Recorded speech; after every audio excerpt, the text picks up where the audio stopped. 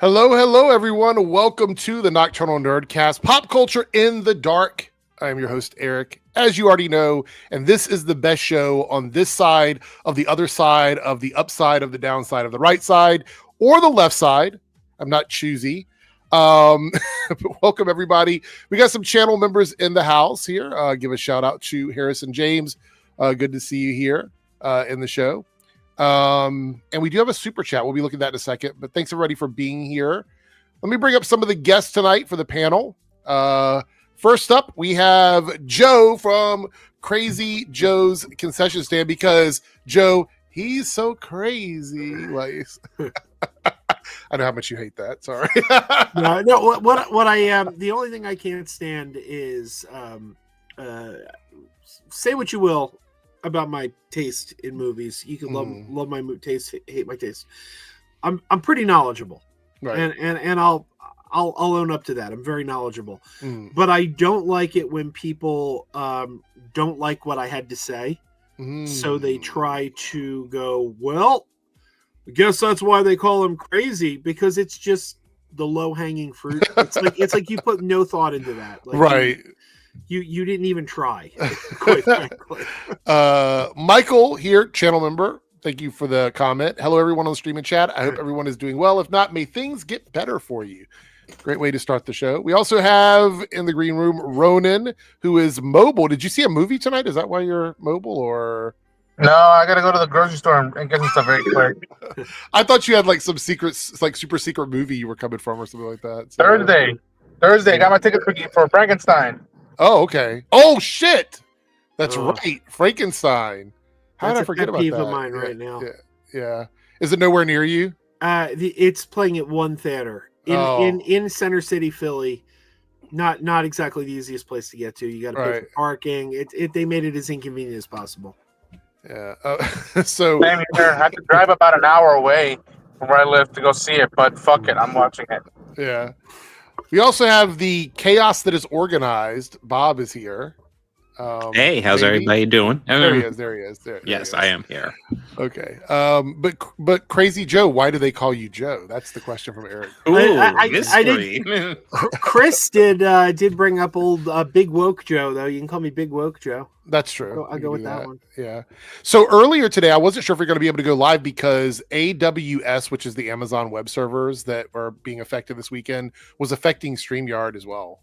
So you couldn't like get into any of the saved stuff, like all of your graphics, any of your saved VODs, all of that was down for like a little while earlier today. So I'm guessing they were affected by that as well, because it's affecting everything. I went today, I got my beard trim and everything today.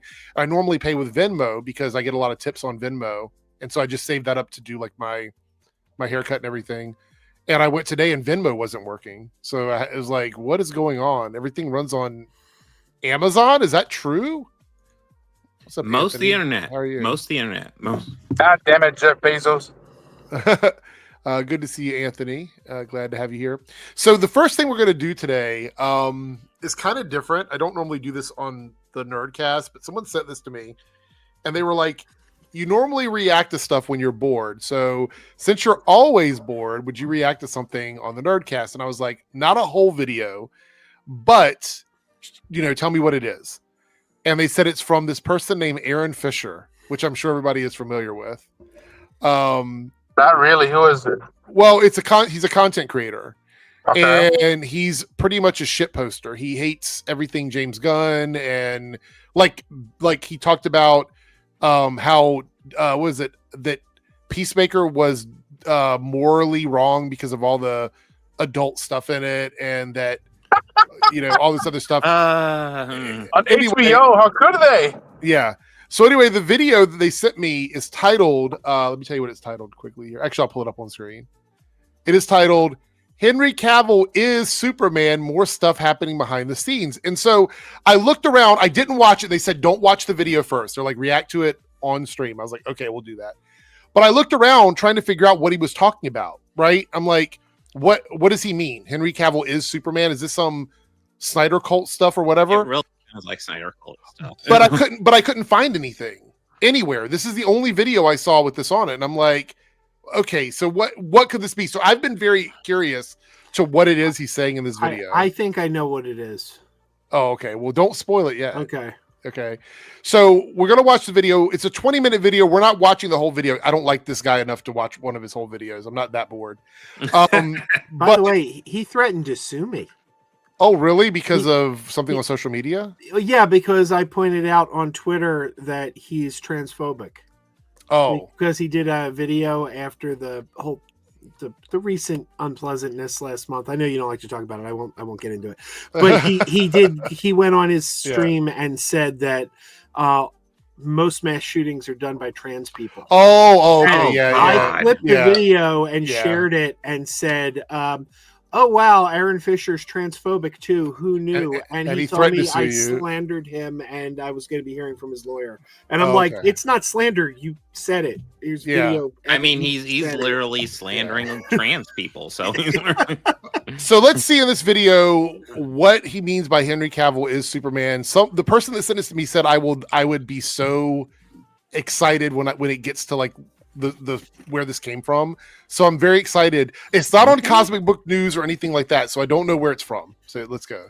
All right, everybody, I am finally back with a brand new DC update, and I know I promised you guys one on the weekend, but I got busy with family, so I was not able to get into a video. But I did go see the Black Phone 2. We missed a video, and I will have a review up for that shortly. All right. And so that I'll be waiting for that. I wasn't able to get up a video. We went as a family to go see that film.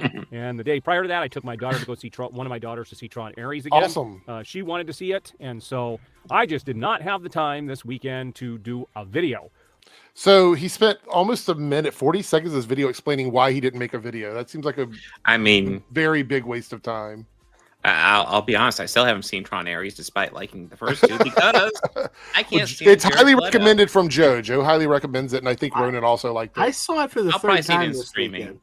It cost $100 million this past week, so it's over $100 million now, so it's better than it was. I just can't stand Jared Leto. I know. I can't stand him either, but it's a really good movie.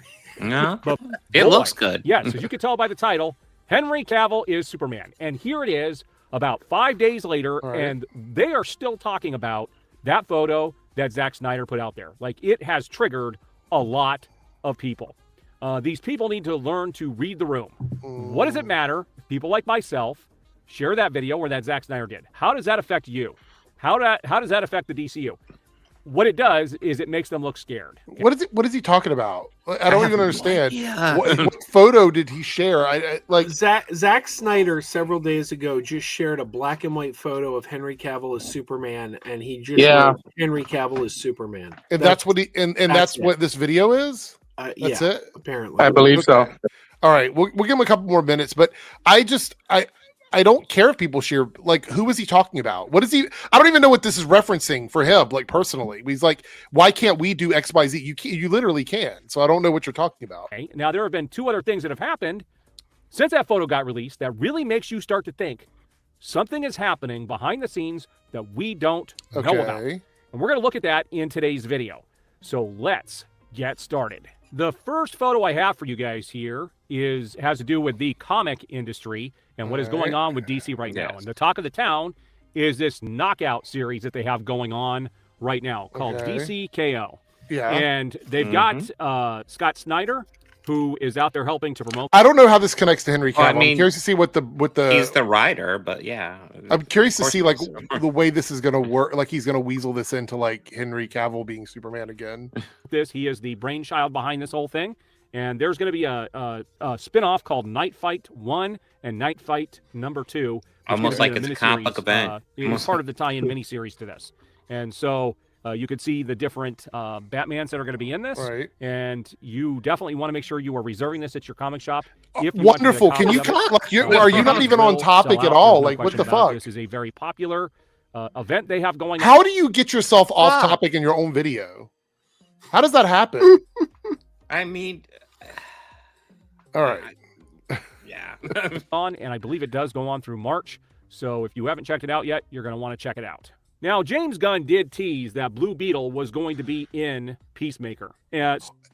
What does this have to do with Henry Cavill being Superman? I'm still waiting to see, like, what? All right. Somebody had asked them the question, we're going to see, we're hoping to see Blue Beetle soon, in Peacemaker. And James Gunn had made a comment like, you could be in luck, keep an eye out, something like that. And somebody flat out asked him, why did you lie about Blue Beetle being there? We missed Jamie Reyes. He said, I never said Blue Beetle was going to be there. I said people might be in luck who want to see Blue Beetle again. And this is what James Gunn does. It was clear in the post that he talked about this, that they were. So basically, he's setting up. This is a setup. It's a really easy one, right? He's trying to set up James Gunn as being a liar. So whatever he tells you is going to be the truth, and that James Gunn is a liar. That's what the setup is here. Specifically asking about Peacemaker. I do this way too often. I know. I feel like that's what's coming next. Is like he's unreliable.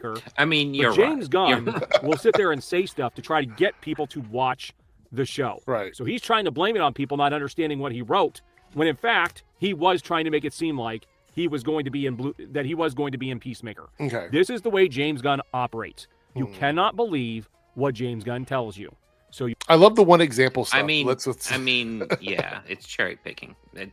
Without cherry picking, these guys won't have anything to run on. I'm curious. So we're almost 4 minutes into the video, and we still, God. other than the black and white picture of Henry Cavill, I don't see how this is.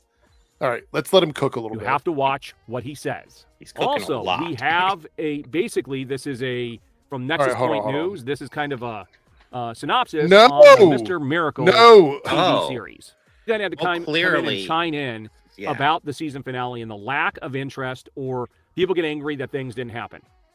And somebody asked James Gunn, I was hoping for a big reveal in the finale, and since we didn't get it, I got to know. Is Flurry Martian Manhunter? Or even if he's not, is there more to him than what we saw this season? I'm skipping. I'm trying to figure where he gets back to Henry Cavill. But I don't get that people don't think there aren't big reveals here, including Checkmate and Salvation. I wouldn't call those big reveals or worthy of a season finale. Now, this has also been talked about. Superman did. All right. There is no interest in James Gunn's DCU. I want to point out before we get to it, because I think the next part is where he talks about it. I want to say this. Henry Cavill never brought in big numbers for DC. No. You know what I mean? He's not, it wasn't like he was gangbusters versus David Corenswet, right? I mean, you could say right now it's pretty close in terms of like financially where they ended up with their Superman movie. But Henry Cavill couldn't put asses in seats. I like Henry Cavill. No, but he wasn't putting asses in seats. Despite not having good material to work with, I think he did the best job he could with the Superman that he could. But it's over now. Exactly. Yeah, go ahead, Ron. Again, Superman didn't just end with Christopher Reeves or with Brandon Routh or Tyler Hoechlin. Like, that's the cool thing about these roles, is that they could be generational. The torch is going to be passed. But again, there's a lot of what's the word? Sense of entitlement, ownership, and it's just like it doesn't work like that. And he's a grown man. I would have thought that some adults would get that, but evidently not. So, I want to just put this out there, and then we're going to watch, because I think the next segment, I saw the picture of Henry Cavill, so I'm guessing he's going to talk about Henry Cavill. If Snyder people wanted Henry Cavill back as Superman, then the first thing they could have done would be support Black Adam. Now, I know people are like, oh, it was only like a end credit scene or whatever. Yes, but it was also a litmus test for them to see if people were interested in that continued storyline of Black Adam versus Superman. Because that's what they kept talking about. If that movie made bank, they would have greenlit that movie's Superman versus Black Adam so fast and got it out. Yeah. All right. Let's see what he's got here. Goes on to say, in comparison, Marvel's Captain America Brave New World started with 750 million minutes over 4 days, and Thunderbolts hit 702 million in 5, both of which made the Nielsen overall on movie charts. On a daily average, Superman still trails Captain America Brave New World, pulling 171 million minutes per day compared to 187 million. And since Superman debuted on a Friday, its weekend surge was likely followed by a sharper drop during the weekdays, meaning the average almost certainly declined after Nielsen's 3-day window, bringing it down closer to Thunderbolts. Okay, none of this has anything to... This is probably the worst clickbait ever, because there's nothing here. There's nothing here. I'm looking through it and I'm not seeing anything else. Although I do see something funny. Hold on, let me back up a little bit here. Okay, I have to... we have to look at this. We're gonna move on after this because this, if it's comic book news and that's supposed to be the big shocker, it's not. Comic book news is an awful propaganda. They're garbage. I put something down below for you there. Oh, okay, hold on.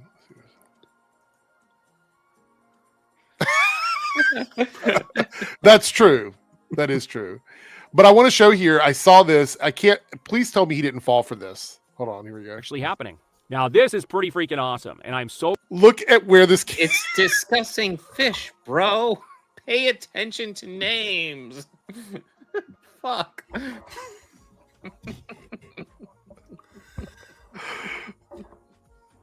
That is a Jesus. Batman site that's devoted to the character Fish Moody from Gotham. Discussing fish. Let me see what he says here, because if he believes this... Like, wait a minute, hold on. The last one here was from discussing film. So he literally went from discussing film to discussing fish and never noticed that it was. You didn't notice the blue check mark? Another revenue stream for Netflix.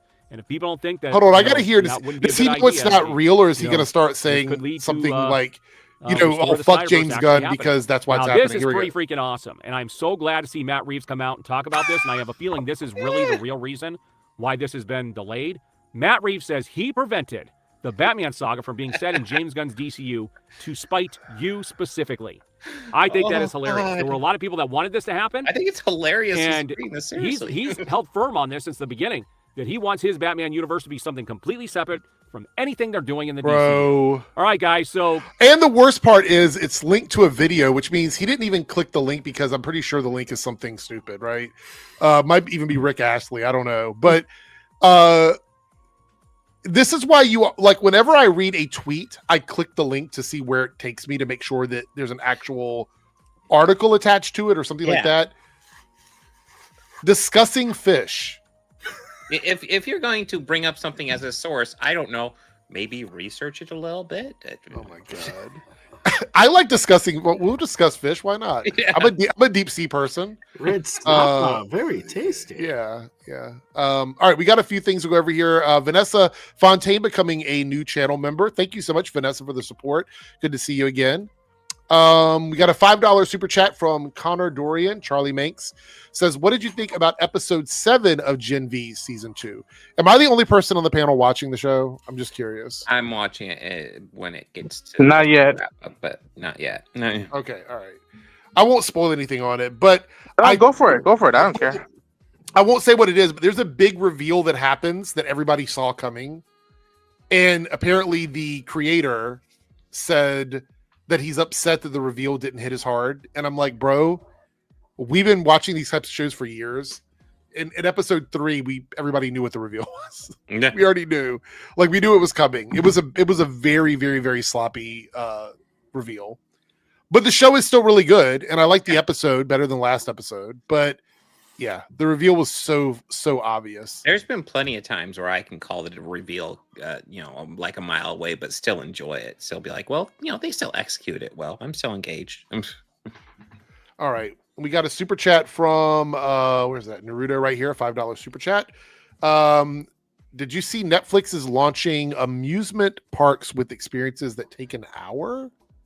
Yep, happening right by my house, King of Prussia Mall, and here in Pennsylvania. Are they refurbishing old ones or building something brand new? No, it's in the mall. It's like a walkthrough experience. I think there's going to be like VR experiences. They said there's so it's like an activation. So, I mean, I assume it's different than Universal Studios, but I imagine something similar like that. Yeah, somewhat. Yeah. I don't know yet, but there will be a video on Crazy Joe Adventures when it opens. Oh, there we go. Plug the channel. Plug it up. Give it a wetter or wetty, whatever the hell that thing was. I'll give anyone a wetty. Take a number and line up. All right, so we're 2 out of 5 super chats already for the goal. Let me read what we got for our options. By the way, tonight, if anybody wants to stick around at the very end, we're going to take a look ahead at all the DC projects, and we're going to just give our opinions on them, our thoughts on them. That's the discussion because people voted on that one. So it's no list tonight. It's just a discussion about upcoming DC projects. However, tonight's choices for another upcoming stream are top 5 best Marvel castings for TV shows, movies, or cartoons. So actors in roles, whether it be voice acting, TV show, or movie, that could be like you're going to give your top 5 on that. The other one is top 5 worst cartoon films of all time. So that's one they could pick for another stream. Top 5 best PG movies. So films that are rated PG. It's a pretty big category. Yeah. And the last one is top 5 most fan service moments in film. So things in movies that were done specifically for fans that really doesn't have much to do with the movie at all, or very little to do with the movie at all. Right now, the one that's currently winning is best Marvel castings for TV shows, movies, and cartoons. So if you guys would like to vote on that, come to the Reloaded channel, vote. You can head back over to Debunks after that. If you're in the Reloaded channel, you can go ahead and vote right now. Let us know what you want to see. Darren was in the group and said he might be a little late, but he was planning on coming. So, Cody with a $5 super chat.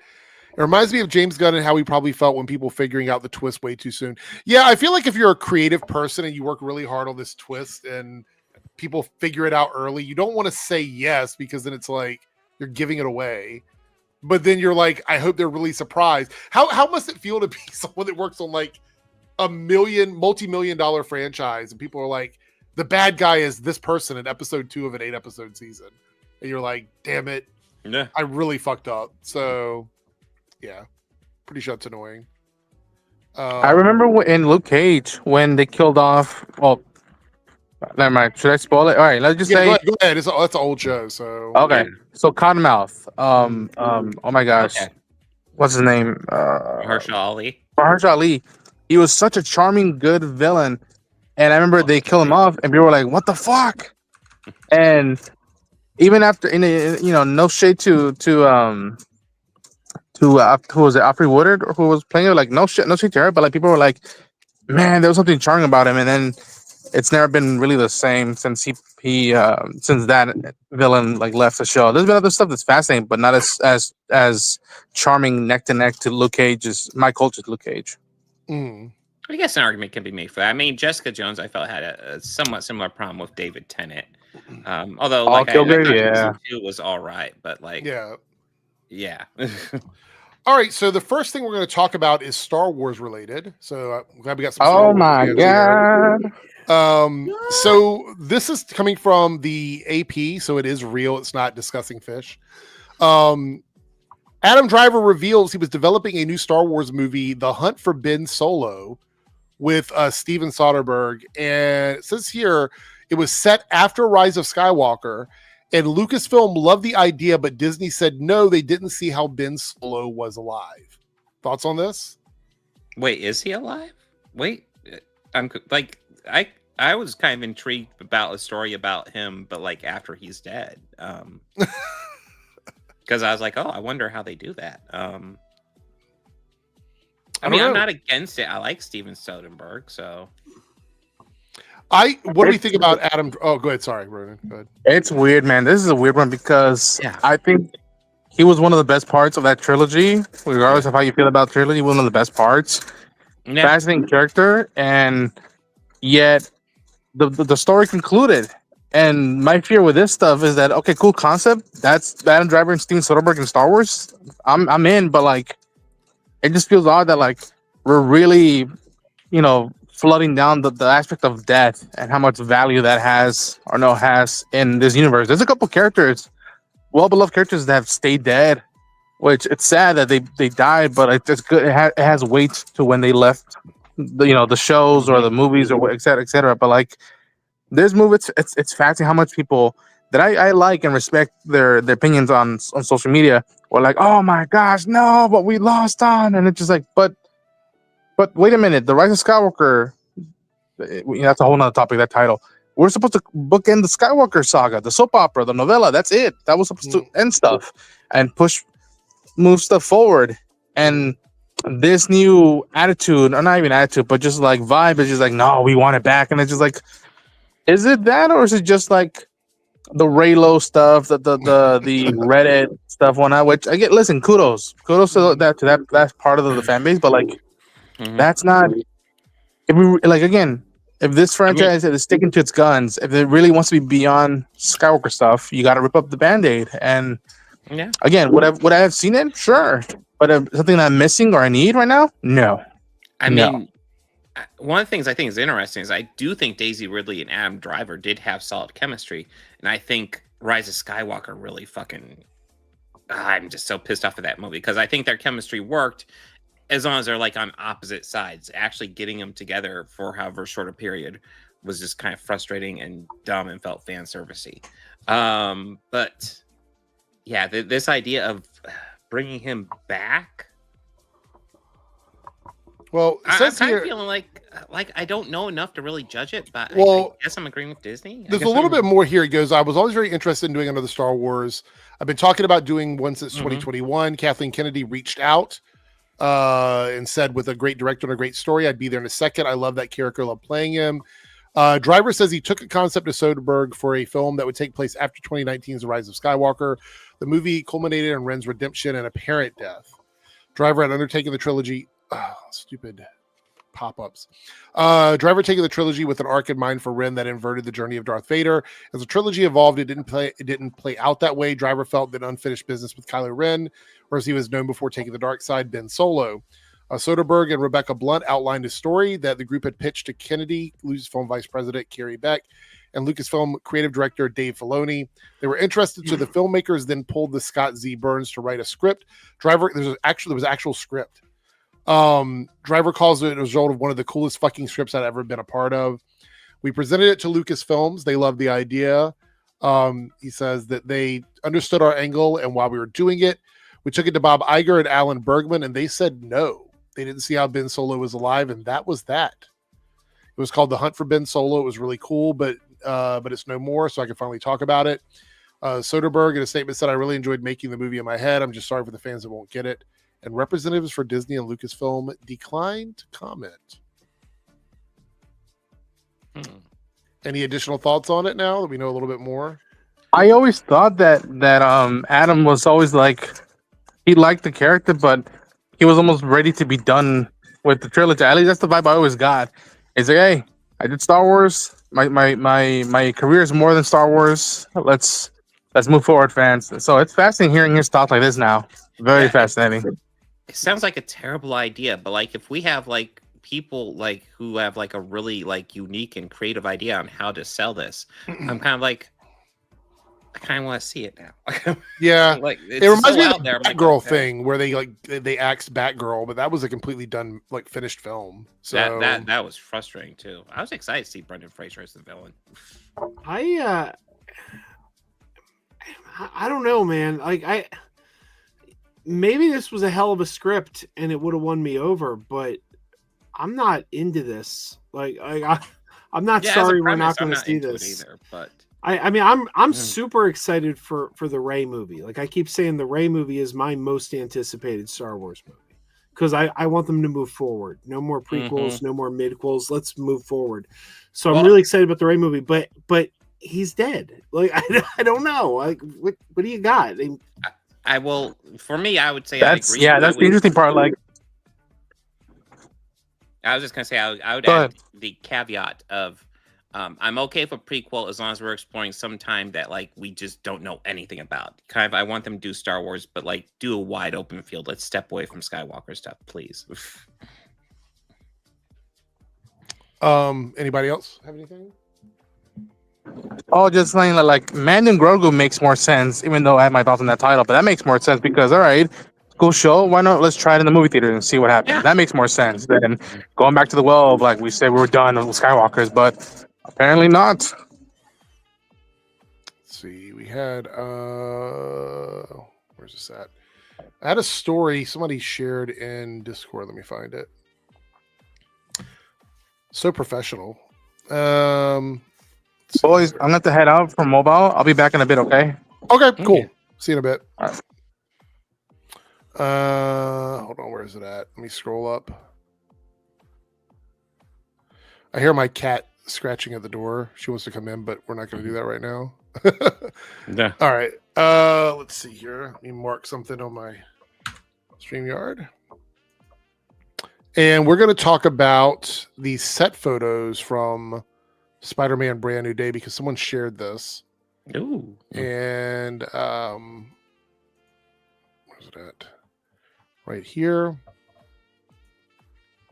So we have Sadie Sink on the set. We see Tom Holland over here. Mm-hmm.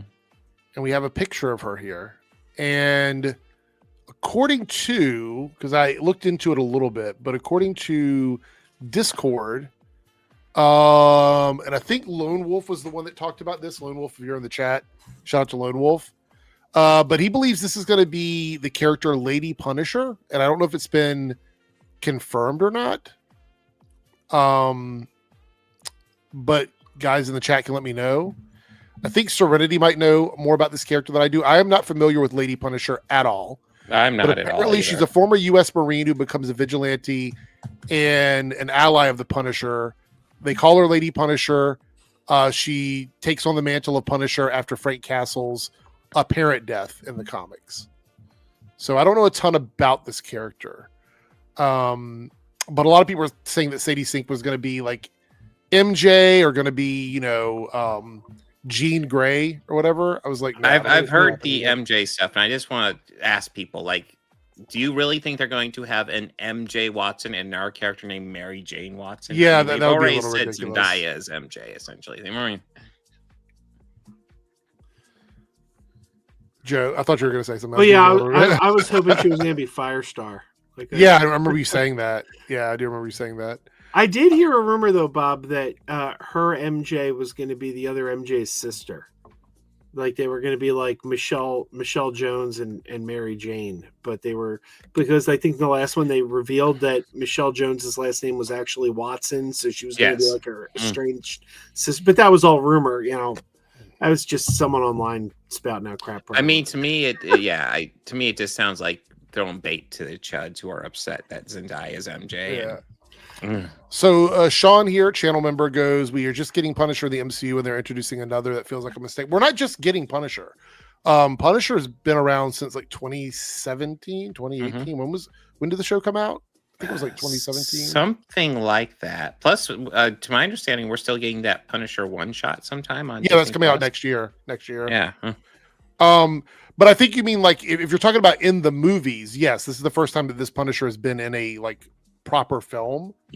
But I don't think that this character is replacing Punisher. I think they're just introducing this character as a sidekick for Punisher.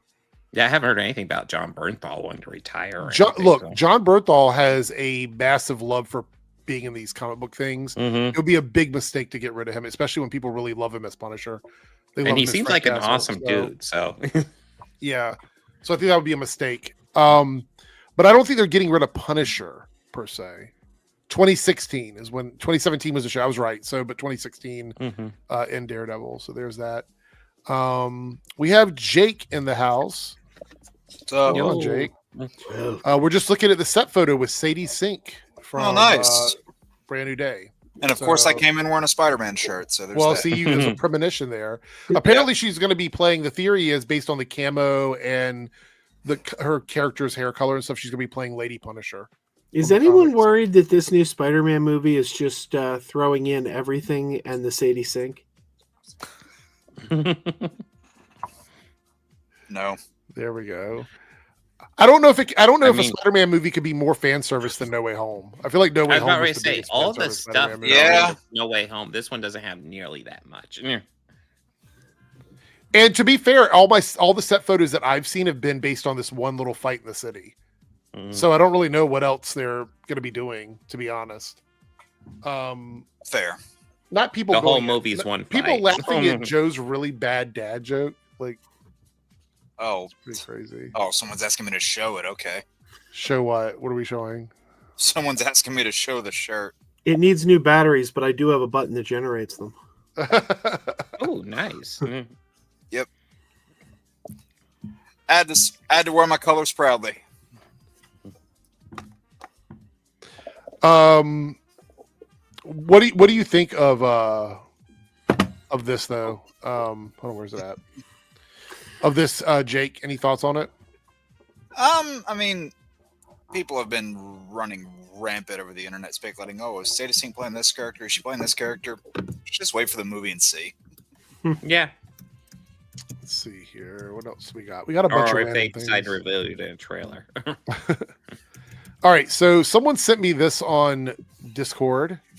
Let me go ahead and. Well, I wonder if she'll be Madam Web. Oh, the web connects them all. Yes. All right. I saw this. Jesus Christ. Okay. What? Should James Gunn go to prison? I mean, yeah, sure.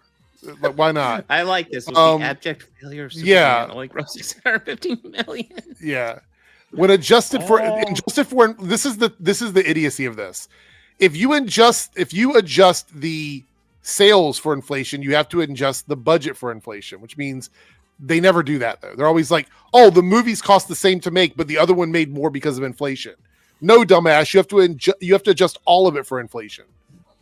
Grand larceny is when a person steals over $1,000 or the equivalent value. One could argue that James Gunn stole over $100 million from Zack Snyder, easily qualifying for grand larceny, a felony that carries a maximum sentence of 24 years in prison. That's pretty serious. Do I need to add whiskey to the set of drinks that I have at my desk her. right now? Right now I have coffee and water in front of me. Do I need to add whiskey to this? This sounds very serious. Jeez. With every single one of my inside sources saying that Paramount will definitely buy Warner Brothers. A change in leadership is all but guaranteed. They're not for sale. Those same sources are telling me that not only will James Gunn be fired, but it is likely that he will even be physically assaulted by Paramount executives for ruining the DC universe. With it being pretty much certain that James Gunn will be fired and never work in the film industry again, the question becomes, should he also be shamed, ostracized, and sentenced to prison? What do you think? This is a bit. That's so what I thought. I obviously need to get high for this one because otherwise I'm just like, what I think they gave it away with the physical assault comment. If they left that out, it might have been like, oh, maybe there's something wrong with them.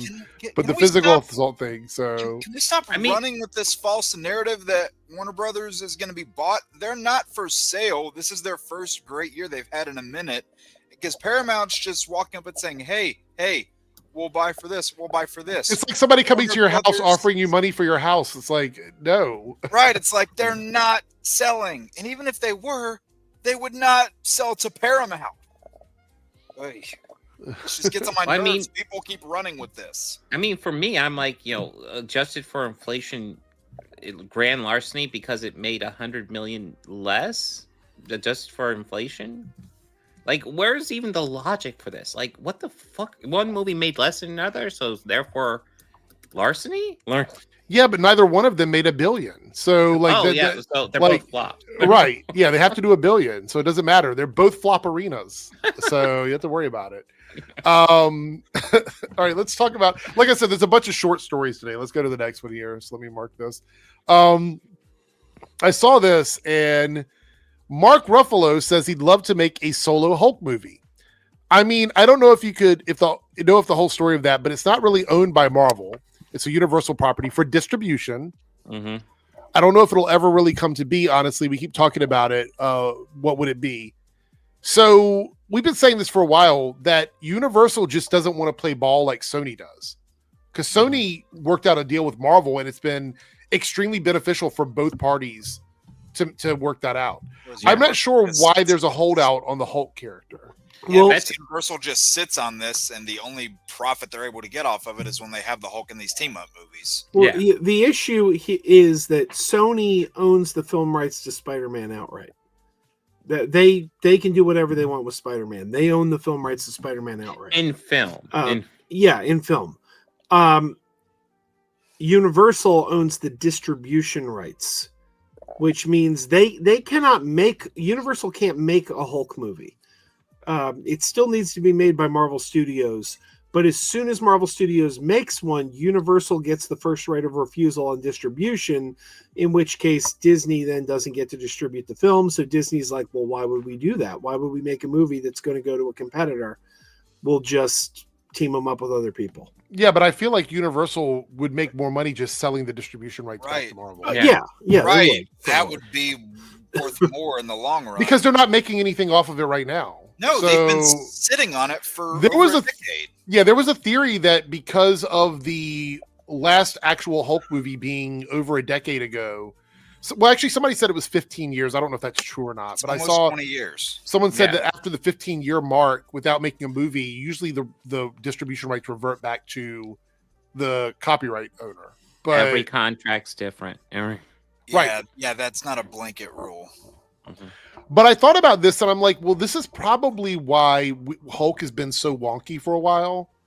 Because if you're going to put Hulk in a movie, you have to balance out the big smashy smash Hulk stuff with Mark Ruffalo being there because you're paying him to come in and play this character. Right. So I don't know if the Smart Hulk thing was more of a, it's like we need to use both characters at the same time because we're paying him a bunch of money, and Hulk just kind of goes Hulk smash a lot. If maybe that was the reason why. Said it before, I'll say it again. Best Hulk movie was 2003. Is that a hot take? I will stand on that hill firmly. I think an argument can be made it's the most ambitious Hulk movie. They were trying for something. I mean, it was the only one where you really saw a psychological take on the Hulk. Yeah. I know people hate the comic panels.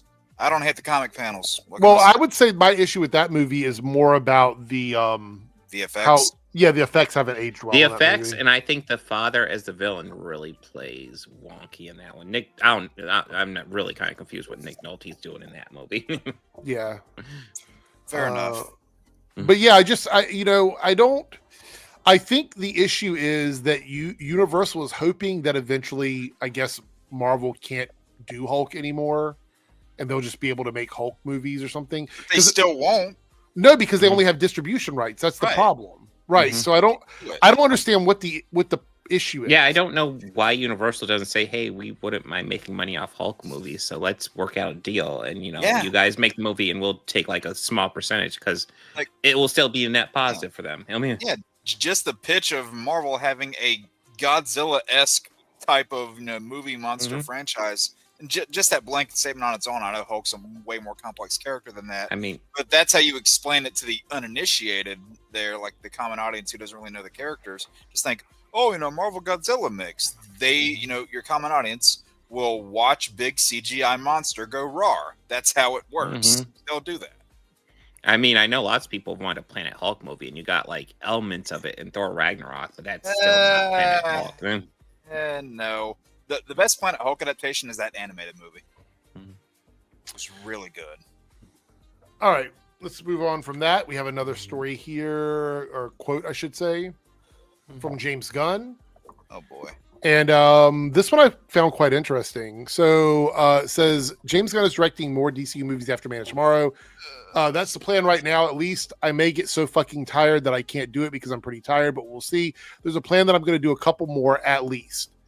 And a lot of people were obviously upset about this because they want to see a different, I guess, voice from DC than James Gunn. I mean, it makes sense that he's kind of introducing it. And then, I mean, we have Clayface and Supergirl next year that aren't by him. Right.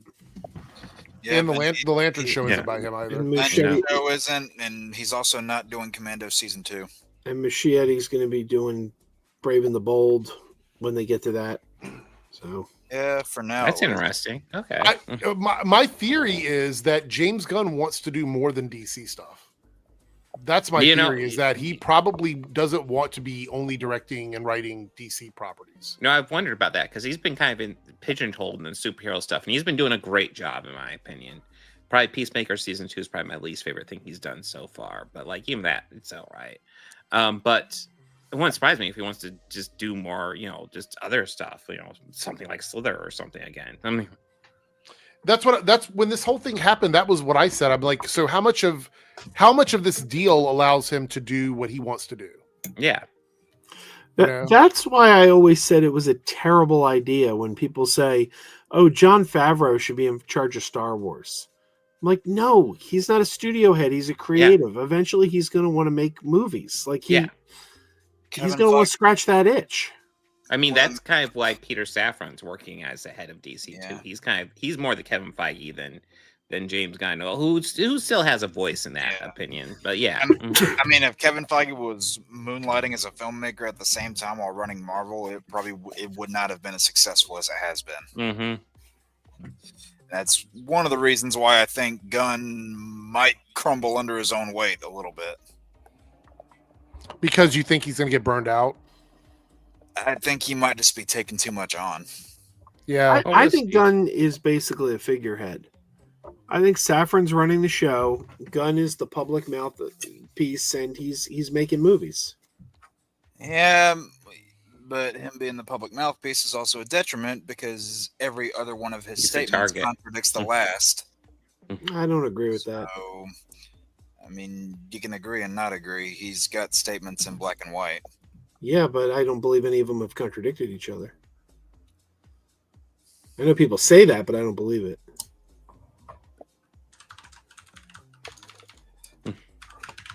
Are we talking about the stuff like Blue Beetle and everything? The stuff where he's promised things and they haven't come through, I guess? Is that what we're talking about? Or what? Anything specific? Jake, any comments you want to bring up specifically? I mean, that's just one of many. But then, the whole deal of the whole Man of Tomorrow thing where it's not exactly, Superman 2. It's not exactly a Superman sequel. It's like, whichever one it is, just stick to that statement. Don't leave a dangling thread out there and be like, is it this? Like, if you're gonna say it's something, just say what it is. Don't say a bunch of things that it might be. I would say, I think for me it's more like I feel like there's been times when he said stuff publicly that he probably just shouldn't have said. Like if you have a choice of 3 villains for a movie and everybody's like, oh, is it going to be Brainiac, is it going to be Darkseid, is it going to be Orion, whatever, whoever you want to call it, for the movie. And he's like, it's not Orion or it's not Darkseid, then that kind of narrows it down to someone else. And I'm like, by telling people it's not something else, you're sort of confirming that it could be another thing.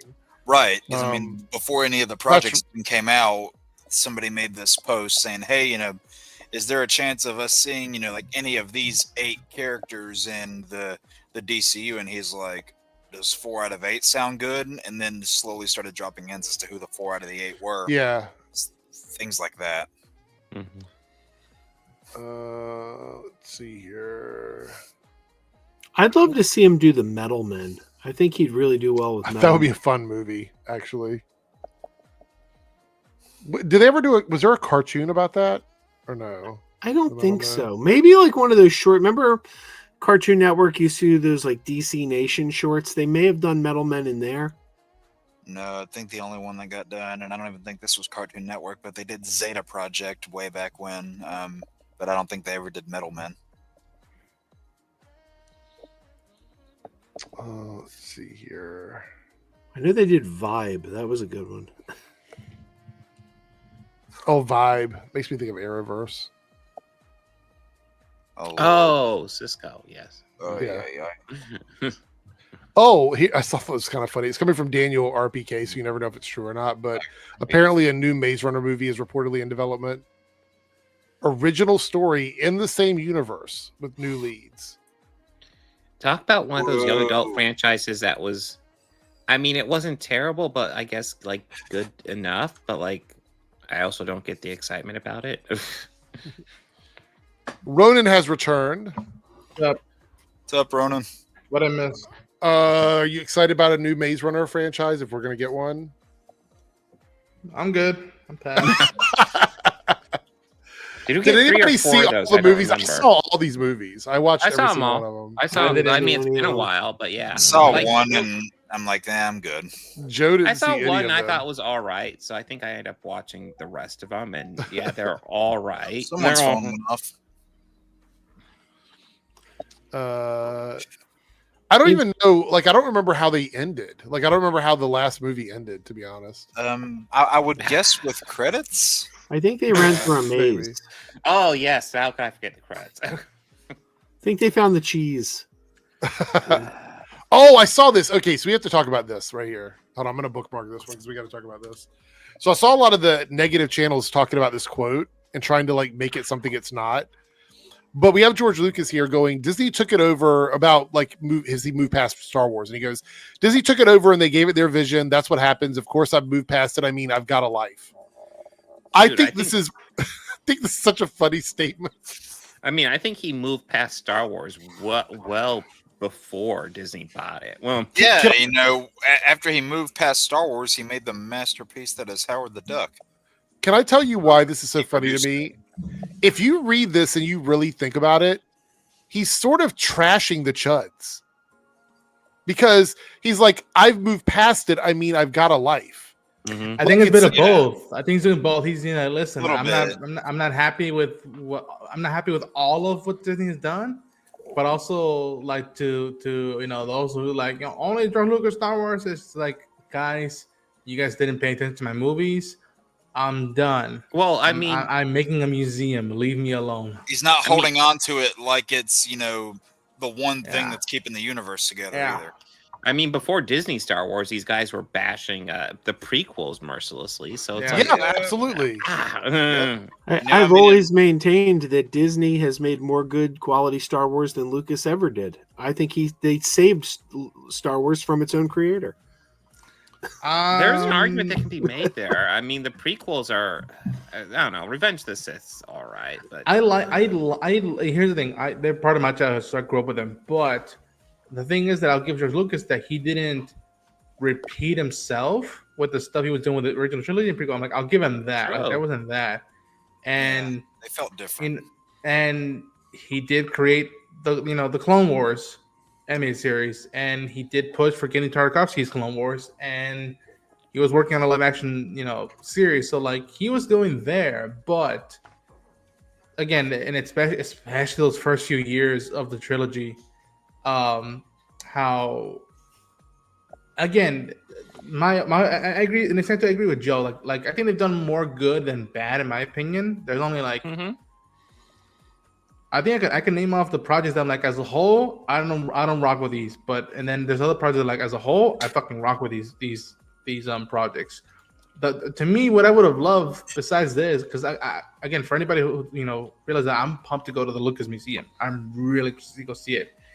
And again, I don't want to ask him about Star Wars, but I'd be like, hey man, this is not really your print on it, but it is very much inspired by your work in different lenses. But like, did you dig Andor? And if he would say like yes, I'd be like, oh, he just made my day, because there's a whole army out there going, what the fuck? And this would be the ultimate, like, you weren't paying attention in history class. It would have been funny if he would have said, bring back the Acolyte. That would have been hilarious. You see, I will have been like, George, when you gonna finally come back and do THX 1139 again?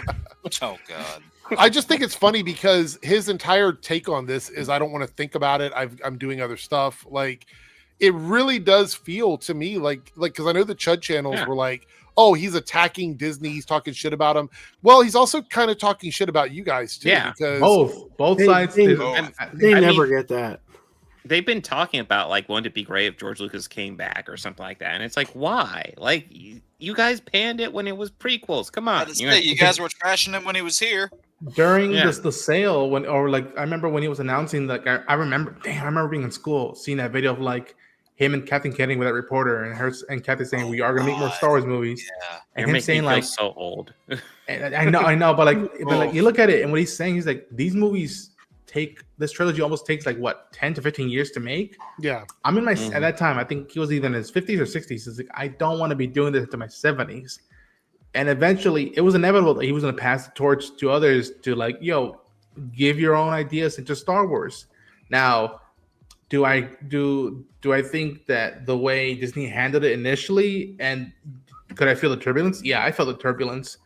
But luckily, stuff like The Mandalorian, Rebels, Andor, Skeleton Crew, there's stuff I like in Acolyte, but like the fact that some of that stuff did brew out, it shows that, like, it can live past it. And shout out to Skeleton Crew, like that one. That's another one where I had a blast with that. That was kind of a sleeper, but that was a solid show. Yeah, even some of the games too: Survivor, Fallen Order, Battlefront. List goes on. Look at how many fans have come from the gaming side, and I tell people sometimes when they look at this stuff, I'm like, listen, I like when he visits sets, I get a kick out of it because I'm like, oh, okay, he's just checking on everybody, but like even me, who I would love to meet him one day and thank him, I don't want to be like him in his 80s and 90s, be like, Uncle George, get up, we gotta go now. Like, no, there's an ethical part of it that like you have to learn from this, right? Like, whether you like it or not, inevitably someone else will start making Star Wars besides George Lucas, and I think that was the whole point. Right. I don't These know. fandoms and creations live beyond the people who make them. Mm-hmm. Yeah. Like, if that was the case, I hate to be morbid here, but if that was the case where like these fandoms were limited to the people that made them, then Marvel would have went out with Stan Lee. And again, I look at even with the music.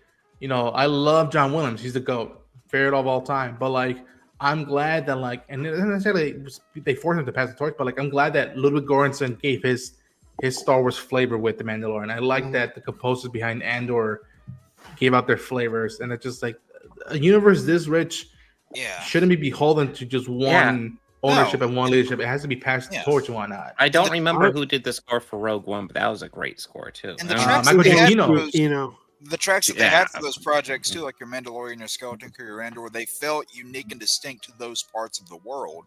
And that's the whole thing with Star Wars, is that, you know, a galaxy far, far away, the world is enormous. It's huge. And if you want to have different soundtracks to, you know, differentiate different parts of your world that you're making, then that makes it feel all the more lived in and all the more unique. And, you know, it's all of it is still connected, but there's not a sameness where you're like, okay, well, you know, this is familiar, this is here. No, each part of it is distinct.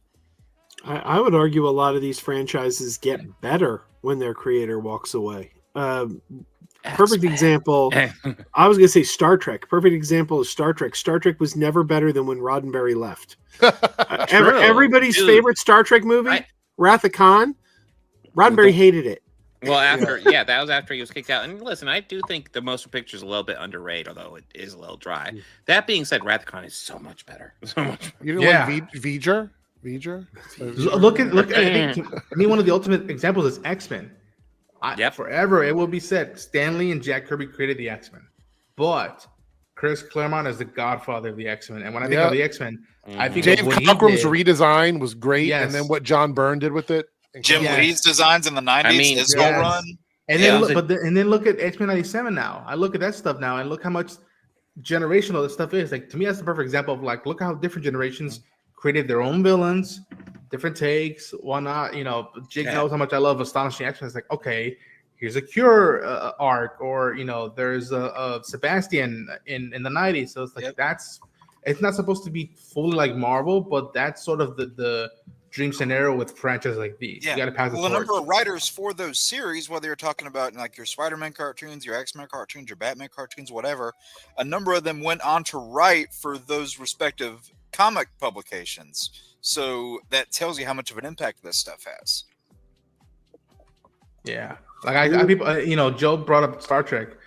As someone who I consider myself a Star Trek fan. I don't know if you can call me a Trekkie, even though it'd be cool, but like, I've seen the documentary of the TNG, like how that came up to be, which I tell people go watch. It's a fascinating documentary, but like, and they said it. If Star Trek just ended with that original series, it wouldn't be what it is today.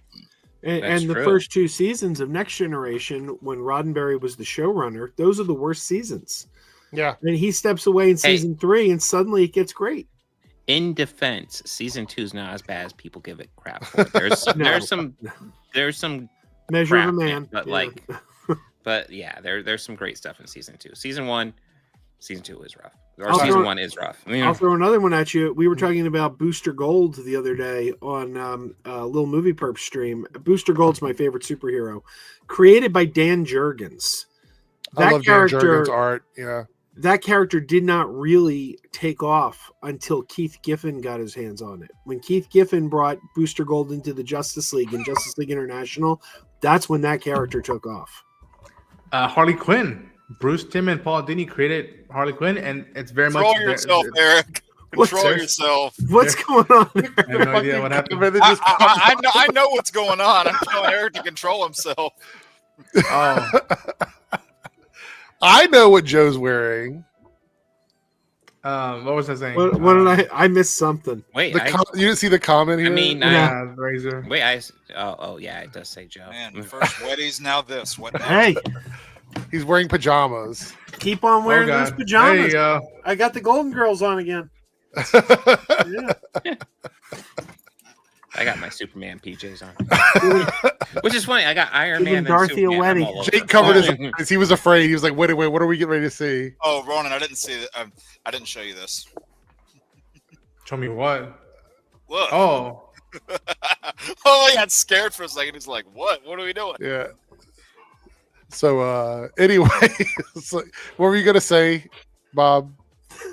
What was I that? don't even know what I I'm gonna say. I was gonna say something. You were saying something, and then I just started laughing. Guys, Everybody like would and know what I was subscribe to laughing at. Organized So. Chaos, Organized yeah. Chaos Podcast, Bobby Go Quarters, for and it. of course Eric D. Oh, Bonks. Harley Quinn. Yes. Paul Dini proves him invented the character. Then you see what her take's been throughout the years, and like that's the beauty of that character is like the fourth wall breaking. You have Amanda Connor's takes. You have the animated series take. You have what Margot Robbie's done in bringing the character to life. Like, Dude, that's cool about this stuff now. Yeah. Batman, we're fuck, seeing much more with Poison Ivy now. And you got, Okay. like, Yeah. and you got, characters or creators like, Marty Eisberg and David Weiss, who did like the X-Men Evolution cartoon. They created the X-23 character. That character went on to have a big stamp in live action, animation, comics, games, the like. So that tells you that like these things, I feel like I've made this point numerous times already, but they live past what they start out as, because people who are stuck in that mindset of no, it's this thing that it starts as and only this thing, I'm sorry, that's not a way to look at it. I feel like many of us have probably made this point many times. Yeah, and unfortunately it'll never be made enough times. Yes. All right, so we had a super chat here from Lone Wolf here, and this is actually one of my topics. Had it up as the title. We're talking about Fantastic Speak Four. of the devil. $5 super chat. Any chance we could talk about Tom Ellis had auditioned for Reed Richards and how that role would have turned out for him? For us, if he got it instead of Pedro. So this is what I saw earlier. Yeah. All right, thoughts on this, everybody? I like Tom Ellis as Lucifer. I think he does a great job. I think Pedro did a great job as well. So I'm happy with Pedro. I mean, I'm not on the ball of like Pedro's at everything. I'm like, the guy's talented, has range. Let him be. Cool. Tom Ellis, from what I've seen of Lucifer and other stuff, I'm like, seems like a cool dude, but like. I just had to Google Tom Ellis because I wasn't sure who he was. But I love Pedro. I'll put it this way. I don't think any of the issues with the movie were with the casting of the characters. So like for me, changing Pedro to Tom wouldn't have changed my thoughts on the movie as the movie. I might have actually disliked Reed. I don't know, because we didn't see what Tom did in the film. I don't think anything anyone did in the movie would have affected the movie in a way that would have been made better by putting one person different in the film. No, one of the things I would commend about the movie is the cast. I think they maybe come given Thing a bit more to do, but the cast is overall good. Yeah, that's a deep cut right there. Hey, Canada graphs, yeah. I do believe there is a rule, a hard rule in Hollywood right now, that Pedro Pascal has to be in every live action movie and Awkwafina has to be in every animated movie. I saw this thing where it was somebody talking about the Harry Potter series, and someone said, we're not going to announce who Voldemort's cast is just to go along with the mystique of the character. And someone commented, they said, I'm going to go out on a limb and just guess that it's Pedro Pascal. It's like, it would be on track for them. And Awkwafina is the voice of Dobby. Yeah, I mean, if I was to run down my personal problems with Fantastic Four, none of them had to do with the casting of anybody. I think stellar cast. Yeah. I wish some of the characters had more to do. That's the one thing I've heard most. Like the Thing, like Ben Grimm, I think he could have been given more. Yeah. I think for the most part the characters are decent, but the Thing, like I love the Thing in the movie, but like I would have liked to give him more. Because the other three felt like they had kind of complete arcs in the movie, whereas he did not. He kind of had an arc, but yeah, it was much weaker. Like, or it was going somewhere, but it feels like they cut off the end of it. Mm-hmm. Like he had that relationship that was starting with Natasha Lyonne. And I thought they had good chemistry. I wouldn't mind seeing more of that. But yeah. Yeah, that's what happens when a lot of your stuff hits the cutting room floor and you have to meet a time frame. Yep. Overall, I still like the movie quite a bit, though. Yeah. It was my second favorite of the year. It was third favorite superhero movie, but still a solid company. Yeah, I mean, I think I liked it better. I think on my list we did like a top 4 list, and I think I put it number 3 on my top 4. Of what? Of superhero movies from this year. Of this year. Gotcha. Yeah, Jesus. It was number 1 for me was Thunderbolts. That's still my favorite superhero movie Same. of the year. For me, it's Superman, but then Thunderbolts is a close. Superman was my second one. This was my third one, and Captain America was my fourth one. Yeah, honestly, Captain America was fine. That's how I feel about both Superman and Captain America, honestly. I'd go Superman, Thunderbolts, awesome. Captain America, then Fantastic. Someone else had a similar list to yours. I can't remember who it was, but someone else had a similar list. We did it when I think we had like 10 people on that night. It was a lot of people. 10? Like, yeah, we had a lot. Apparently, I missed it. Lone Wolf, the Chill Super Chat says that I think Tom will make a great Bruce Wayne, though. I could see that. I mean, he's a good actor. I won't mind giving it to somebody who hasn't really had a shot at something. He has the suave nature of Bruce Wayne for sure. Yeah. And I mean, it would be another British Batman. That's true. I didn't think about that. They wait. How many have we had British, and how many have we had American? 2 British. 2 British, Bale and Pattinson. Yeah,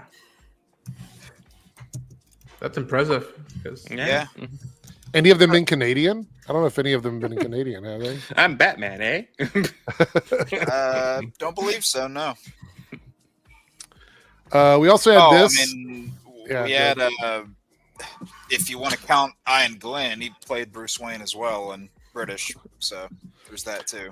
So the Duffer Brothers confirmed Joseph Quinn will not appear in Stranger Things season 5. He's fully under that ground, and they also said he's super busy. They said he's super busy. So I mean, he had a great season. You know, his story's concluded. I don't know why we bring him back except for fan service. I don't know. Well, I heard he and Steven Soderbergh wrote a story about him coming back. Oh shit! The Duffer Brothers didn't want to do it. No, the Duffer Brothers said yes, but Netflix killed it. Michael dropping in, channel member. Thank you so much. If you're watching live or VOD, by clicking the like and thumbs up button, it helps the channel grow. Do appreciate you, Michael. Thank you so much.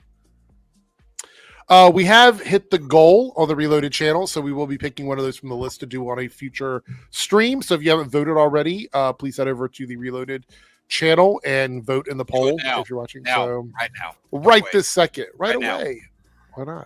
Why not? Is anybody sad about this? Is this something that anybody didn't expect? I mean, I'm excited for Stranger Things season 5. I thought Eddie was a great character, but his story's done. I'm glad that other stuff. I'm glad this character introduced me to Joseph Quinn. Yeah, I'm glad that I'm like, all right, cool. I want to see where this dude goes. And to be quite frank, I'm ready to see where the Duffer Brothers go after Stranger Things. Like much like Benioff and Weiss, because again, I remember I wasn't following Game of Thrones at the time, but I was like, I wonder what they're gonna do after Game of Thrones because they've been part of that franchise in that time period for so long. I wonder what it does to these creators, like post that. So I'm intrigued. All right, the next bit of sorry, go ahead, Jake.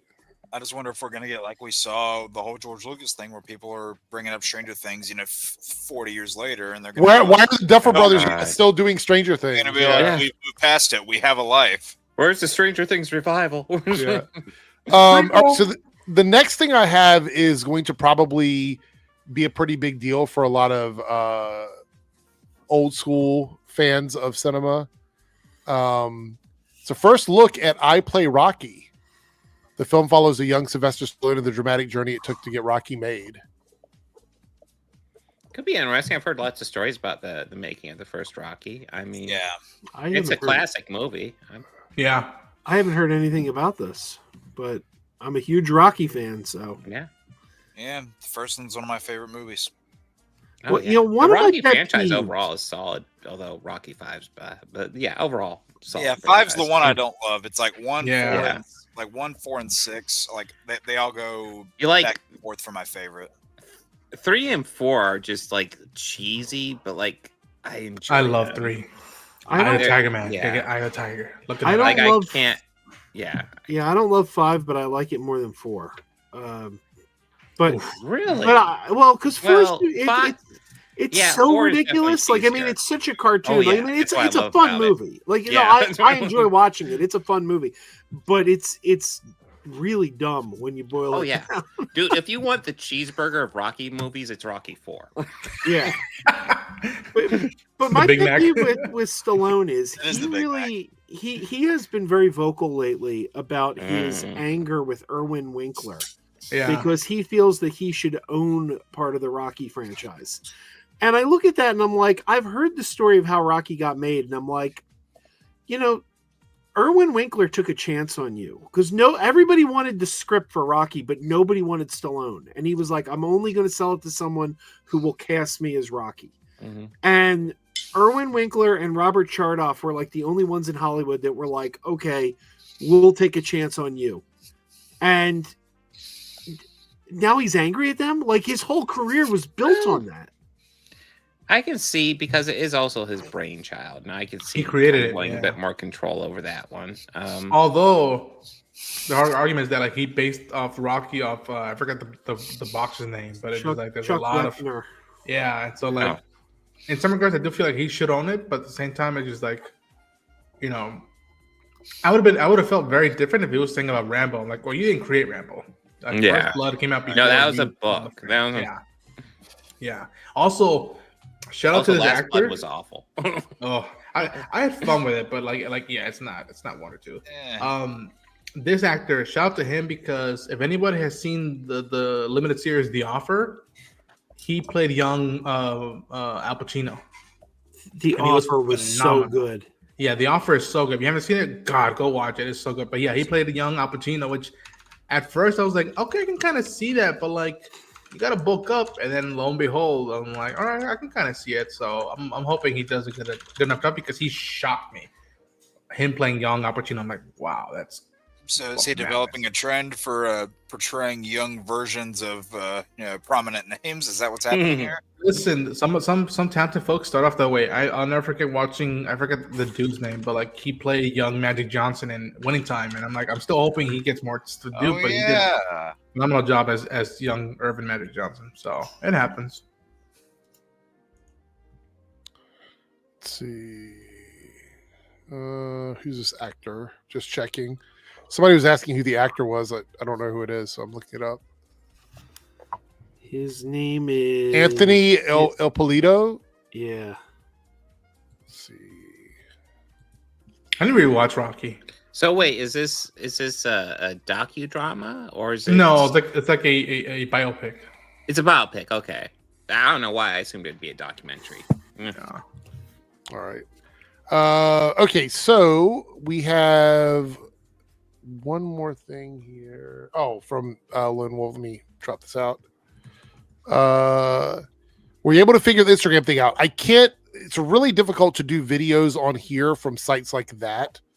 I'm going to ask you to send it to me in an email, like attach it in a Gmail and just send it to me, because otherwise it's going to be really difficult to bring it up on screen without having like personal information up here. So I hate to make you do that, but I don't know any other way to do it, to be honest. So it'll show like all DMs if I open that up.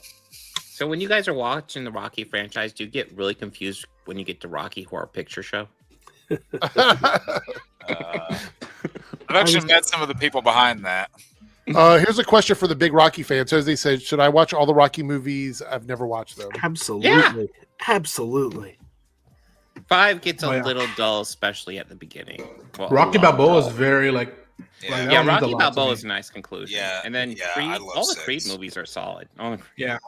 I was thinking about it recently, and I think the Rocky movies, there's 6 of them, but I think it's really a trilogy, if you think about it, because Rocky 1 and 2 they're both very grounded. They both feel real. They feel like this is like this. These two movies together feel like they really could happen. Then you get to 3 and 4, and that's when we get into cartoon superhero Rocky. Yeah. And then you get to 5 and 6, and that's the like back down to earth, back to the streets, you know.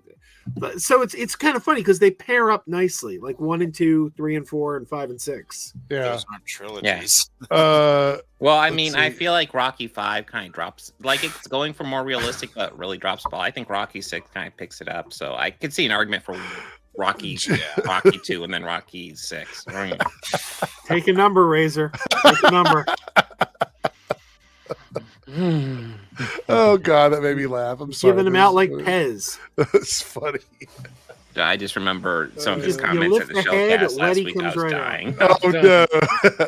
I really enjoy the Creed movies as well. Yeah, all the Creed movies are good. I think diminishing returns on each entry, but like they're all good. That first one, man, that scene, you know, I never got to thank your dad for bringing me back after making like that line. You know why? Because you're Creed and I love you. Like, oh, son of a bitch, I'm in. Powerful stuff. I actually think the Creed movies enhance the OG Rocky films because you get to see a little bit more about that world and what he meant to his family when you go back and you watch the original film. It fleshes out the world a bit more, which so it's a nice little back. Like, okay, so I know this isn't, we don't really have this as a topic, but what is everybody's viewing order for Star Wars? Is it like original, then prequel, then sequel, or is it prequel, original, sequel? Like, how do you guys think it's the proper viewing order? Release order.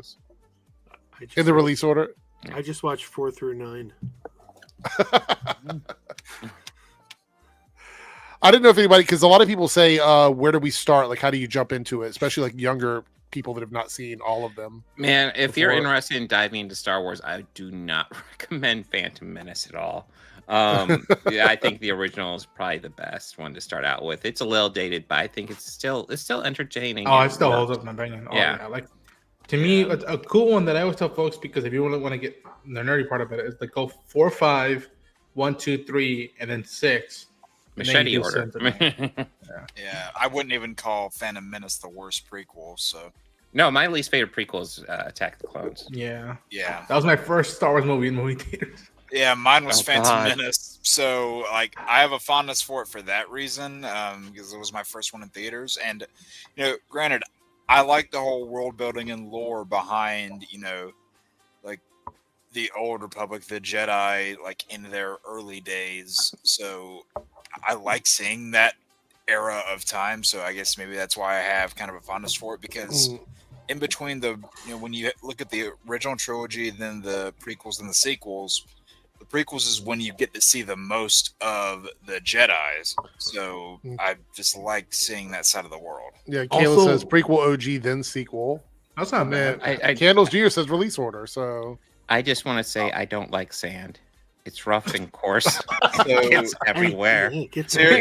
So here's what I'll do. I'll go prequels, then Rogue One, then originals is what I'll do. I would. Here's the thing. It gets weirder with this, but I would even throw in between episode 2 and 3. Watch the Clone Wars, because Clone Wars enhances the prequels. Like it has a lot more weight to it, in my opinion. And I'll say this for those who are watching it, please go watch the making of these movies, especially the prequels. Like there's a film school into those making of for those films. Like it's been fascinating. You know, I really don't like the prequels, and I really don't like the Clone Wars animated series either. And I think what was there 2 different ones though? There's Gandhi and then the one that Dave Filoni has done. Well, I think what I came to realize was I don't really like the Jedi. I mean, Luke and Rey are different because Luke and Rey weren't raised as Jedi. But the Jedi, like, they're kind of dull characters. Like they're very they don't show a lot of emotion. They're very stoic. Oh, a Jedi can't know love, and a Jedi can't. Like I look at them and I'm just like, these characters are very blah. Like my favorite Star Wars characters are like Han Solo and Lando Calrissian, and you know I like the scoundrels. I was about to say, go watch Clone Wars because that has all the emotions you need out of the Jedi. Like look at what Obi-Wan goes through, and that one with Satine. You look at what Anakin has to deal with. I've seen a lot of it. I can never get into it. That's You fascinating. see, I will admit I've actually never dove into the Clone Wars series. I saw the movie and I know the series is better, but like the intro movie was just like, ugh. It's funner when you see it as a series instead of one movie. Yeah. Yeah. Chevy says start with Andor. Arguably the best, my favorite thing in Star Wars, probably. Like, so I actually feel like there's some Andor hate on the panel. I'm getting the vibe there's some Andor hate on the panel. I fucking love Andor. From who? I can't stand it. What? It's the only live action Star Wars. It's literally the only live action Star Wars I ever bailed on. But then I came back and forced myself. Like I got 7 episodes in season 1, and I'm like, I'm done. I can't do it. I can't it's the opposite of the Jedi, and it's emotions. Like it's literally emotions. It's between Andor and Last Jedi as for was the best thing Disney Star Wars has produced. See, I'd go with I love Last Jedi. I love Force Awakens. I love Solo. I love The Acolyte. I love Mandalorian. See, you love bad stuff. Come on. But I hate Andor. You know where Andor really broke me? When he did shaving a haircut. I'm like, what? Like, what? Why are we doing shaving a haircut a long time ago in a galaxy far, far away? You're saying they can't do that? I mean, it's obviously based on our society. They do speak English. I don't know. To me, when you make a show and then you get to an arc about a prison break, and I am pumped as hell to see this, and then you bring back a character that was like, I'll be frank, in the movie in Return of the Jedi, a background character. And then you bring in Mon Mothma into this show, and you make her, in my opinion, one of the, a fan favorite now with what Genovese, the material has been given to her. And people might think it's a hot take, but to me, Andor is what X-Men 97 did for the MCU. Like, it pumped some new energy to it. Like, that bar is really high there. And again, I've heard, Joe's not the only one who I've heard, I'm not taking on Joe. Didn't win an Emmy for nothing. He's not the only one I've heard this from, and again, like Jake said, like there's. I mean, man, I'm telling you, I would be really shocked if George Lucas said he wasn't into Andor, because I'm like, it's pretty much doing what the Clone Wars did, but like with no Jedi's and no Force stuff, and more. I would say one of the key things about the Star Wars, especially George Lucas's Star Wars, is how unambiguously anti-fascist it is. So I don't see how you would have an issue with Andor at all. Right. Oh, we have a normal question for Joe. How many glasses do I have? I got one in front of me. Yeah, like you go back, look at George Lucas interviews, and like I look at it now, it's in an odd way. The prequel is almost like a middle finger to the Bush administration. Yeah. Oh yeah. Even at the time, I remember thinking that, even though I wasn't a huge fan of those movies. Yeah, it was kind of that. Look at Andor right now, like, and even with I urge people to like go watch it. Look at Ghost Bubble says Andor is the best Star Wars since Empire Strikes Back. I can see that. I would disagree with that. I'd say Last Jedi is. What Last Jedi is for you is what Andor is for me. It's fascinating because, like again, I'm not trying to bring in a lot of real world stuff, but like I recently went to a march.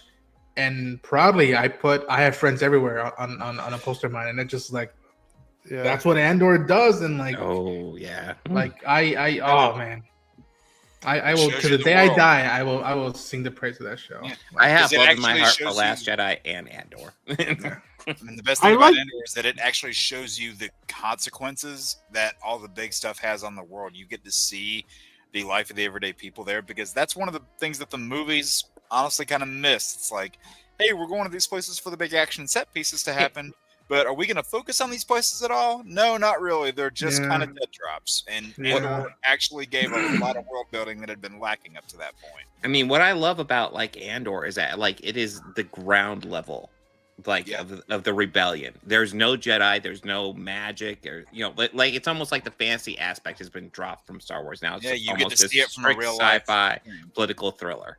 Yeah, the way Mandalorian was like, I remember when it initially started, it was saying we're gonna go back to spaghetti westerns and the samurai movies. I'm like, all right, cool. And then you look at Andor, I'm like, it is 3 days off the Condor. It's all the President's Men. It's all that stuff. Like you were getting a Jimbo. Oh, that's a good question. What do we think about Rogue One, everybody? It's one of my favorite Star Wars movies. I like it. I think it's a little uneven, but I enjoy it. Yeah. I enjoyed it, but it was my least favorite. I liked it, but it was my least favorite of the Disney Star Wars movies until Rise of Skywalker came out. Oh, okay. I was about to say Rise of Skywalker is my least favorite one. Behind the original, after the original 3, Rogue One's my favorite of the movies. Yeah. I think the movies have been a little bit inconsistent, although I might be willing to say Rogue One's my favorite movie after Last Jedi. Force Awakens, Rogue One, and maybe Solo are my favorite 3. Yeah, I would go Last Jedi, Force Awakens, and then Solo. Hoping Mando and Grogu changes that. Hoping it delivers and whatnot. I think Solo. I personally think Solo is an underrated movie. I have a lot of fun with that movie. I have fun with it. It's all right. I'm underwhelmed by it. I don't think it's bad per se. I don't dislike it. I don't love it. I think Solo is fine. I think Force Awakens is fine. Last Jedi I don't love, and Last Jedi and Rise of Skywalker, like, they're constantly battling each other for which one is last place in my mind.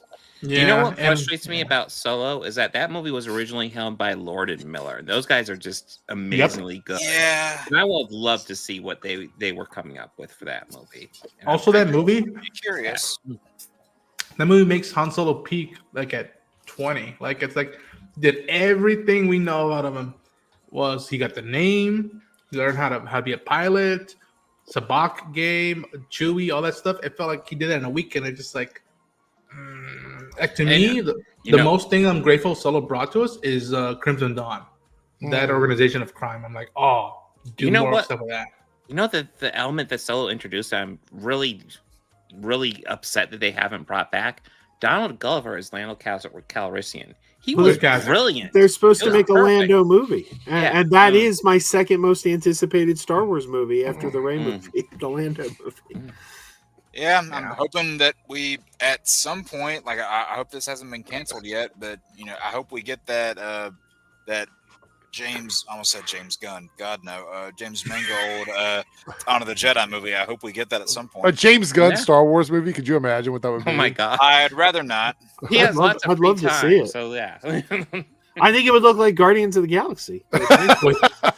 He said that, like, that's very much I don't know if he said he had no interest, but he's like, the love I have for Star Wars and what I wanted to do, I did with Guardians. I'm like, that's fair. Watch, he'll do a Star Wars movie in the tone of Super. Oh God, I love Super. What a great movie. I hate Super.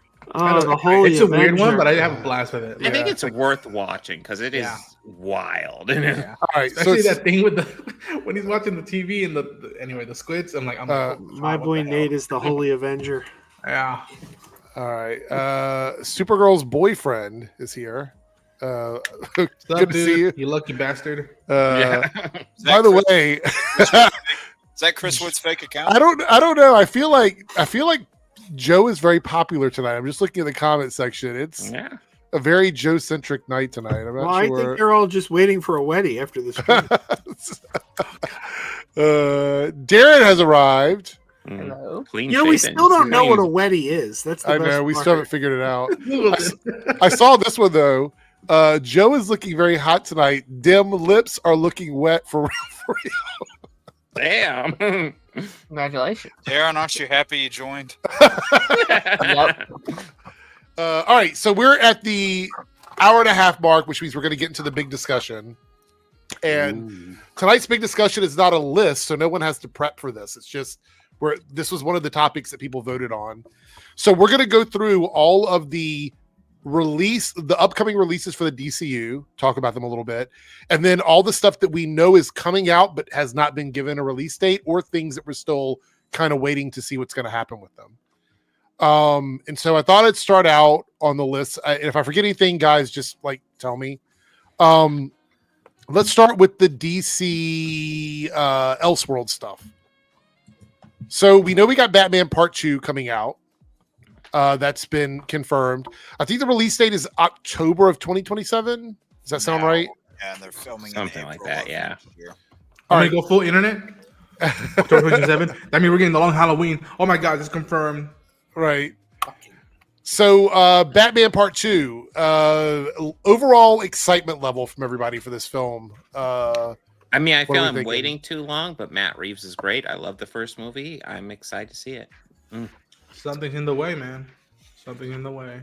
I know Ronan loves this world, so I'm pretty sure you're really excited about this movie. Dude, right? it scratches my Zodiac Chinatown itch, man. I dug that movie. And again, I never said I would get tired of Batman. I'm like, okay, I wonder what this is gonna do.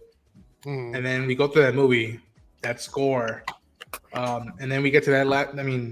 Thinking about it, still gets me like a little bit emotional. Like seeing that scene light up in the flood. And look at this. I was like, whew. So Reese is 10 out of 10, and then Maestro is 2.47 out of 10. Literally back to back. I feel like I hate to say it, I'm closer to Maestro in terms of like my excitement level for the Batman. I wouldn't say it's a 2.47, but it's definitely not a 10. If I'm ranking it, yeah. I was just gonna say I'm somewhere in the lukewarm territory for Batman Part 2. I loved that first movie. I thought it was really good.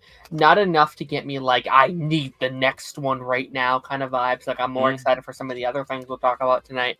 But what I will say is what's really got me up there for this movie is nothing within the Batman, but it's what I saw from the Penguin. That is one of the best comic book shows I have ever seen. They blew that out of the water.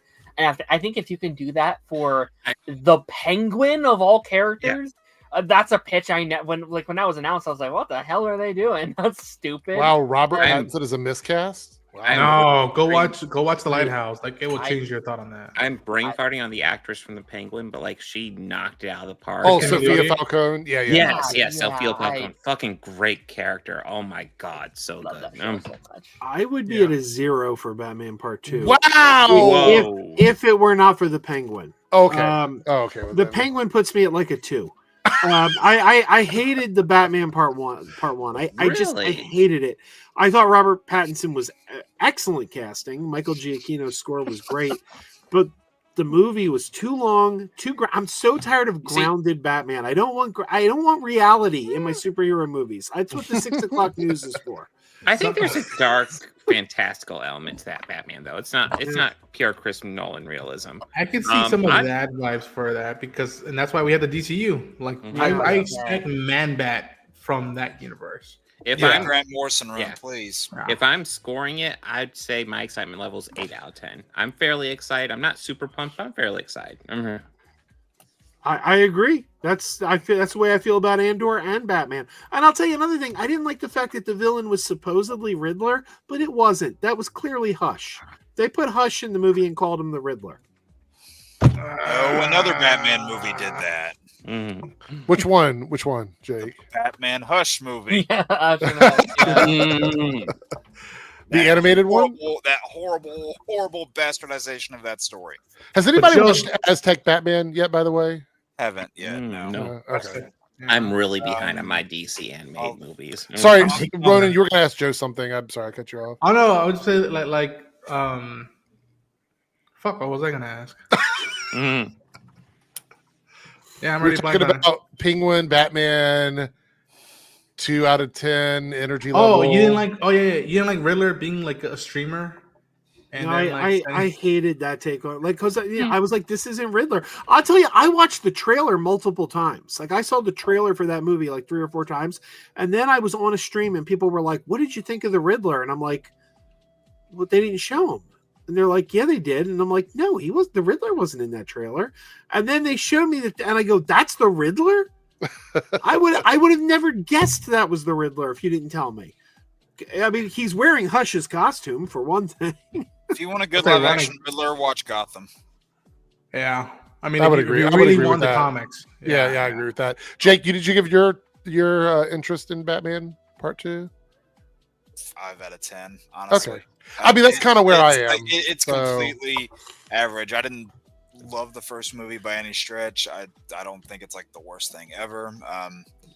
Okay. I would like to see more of that world of Gotham, which we did get in the Penguin. I'm curious to see because they said that the villain is going to be somebody that hasn't been done in a movie before, so it makes me think, who are they going to go to? God. The Riddler?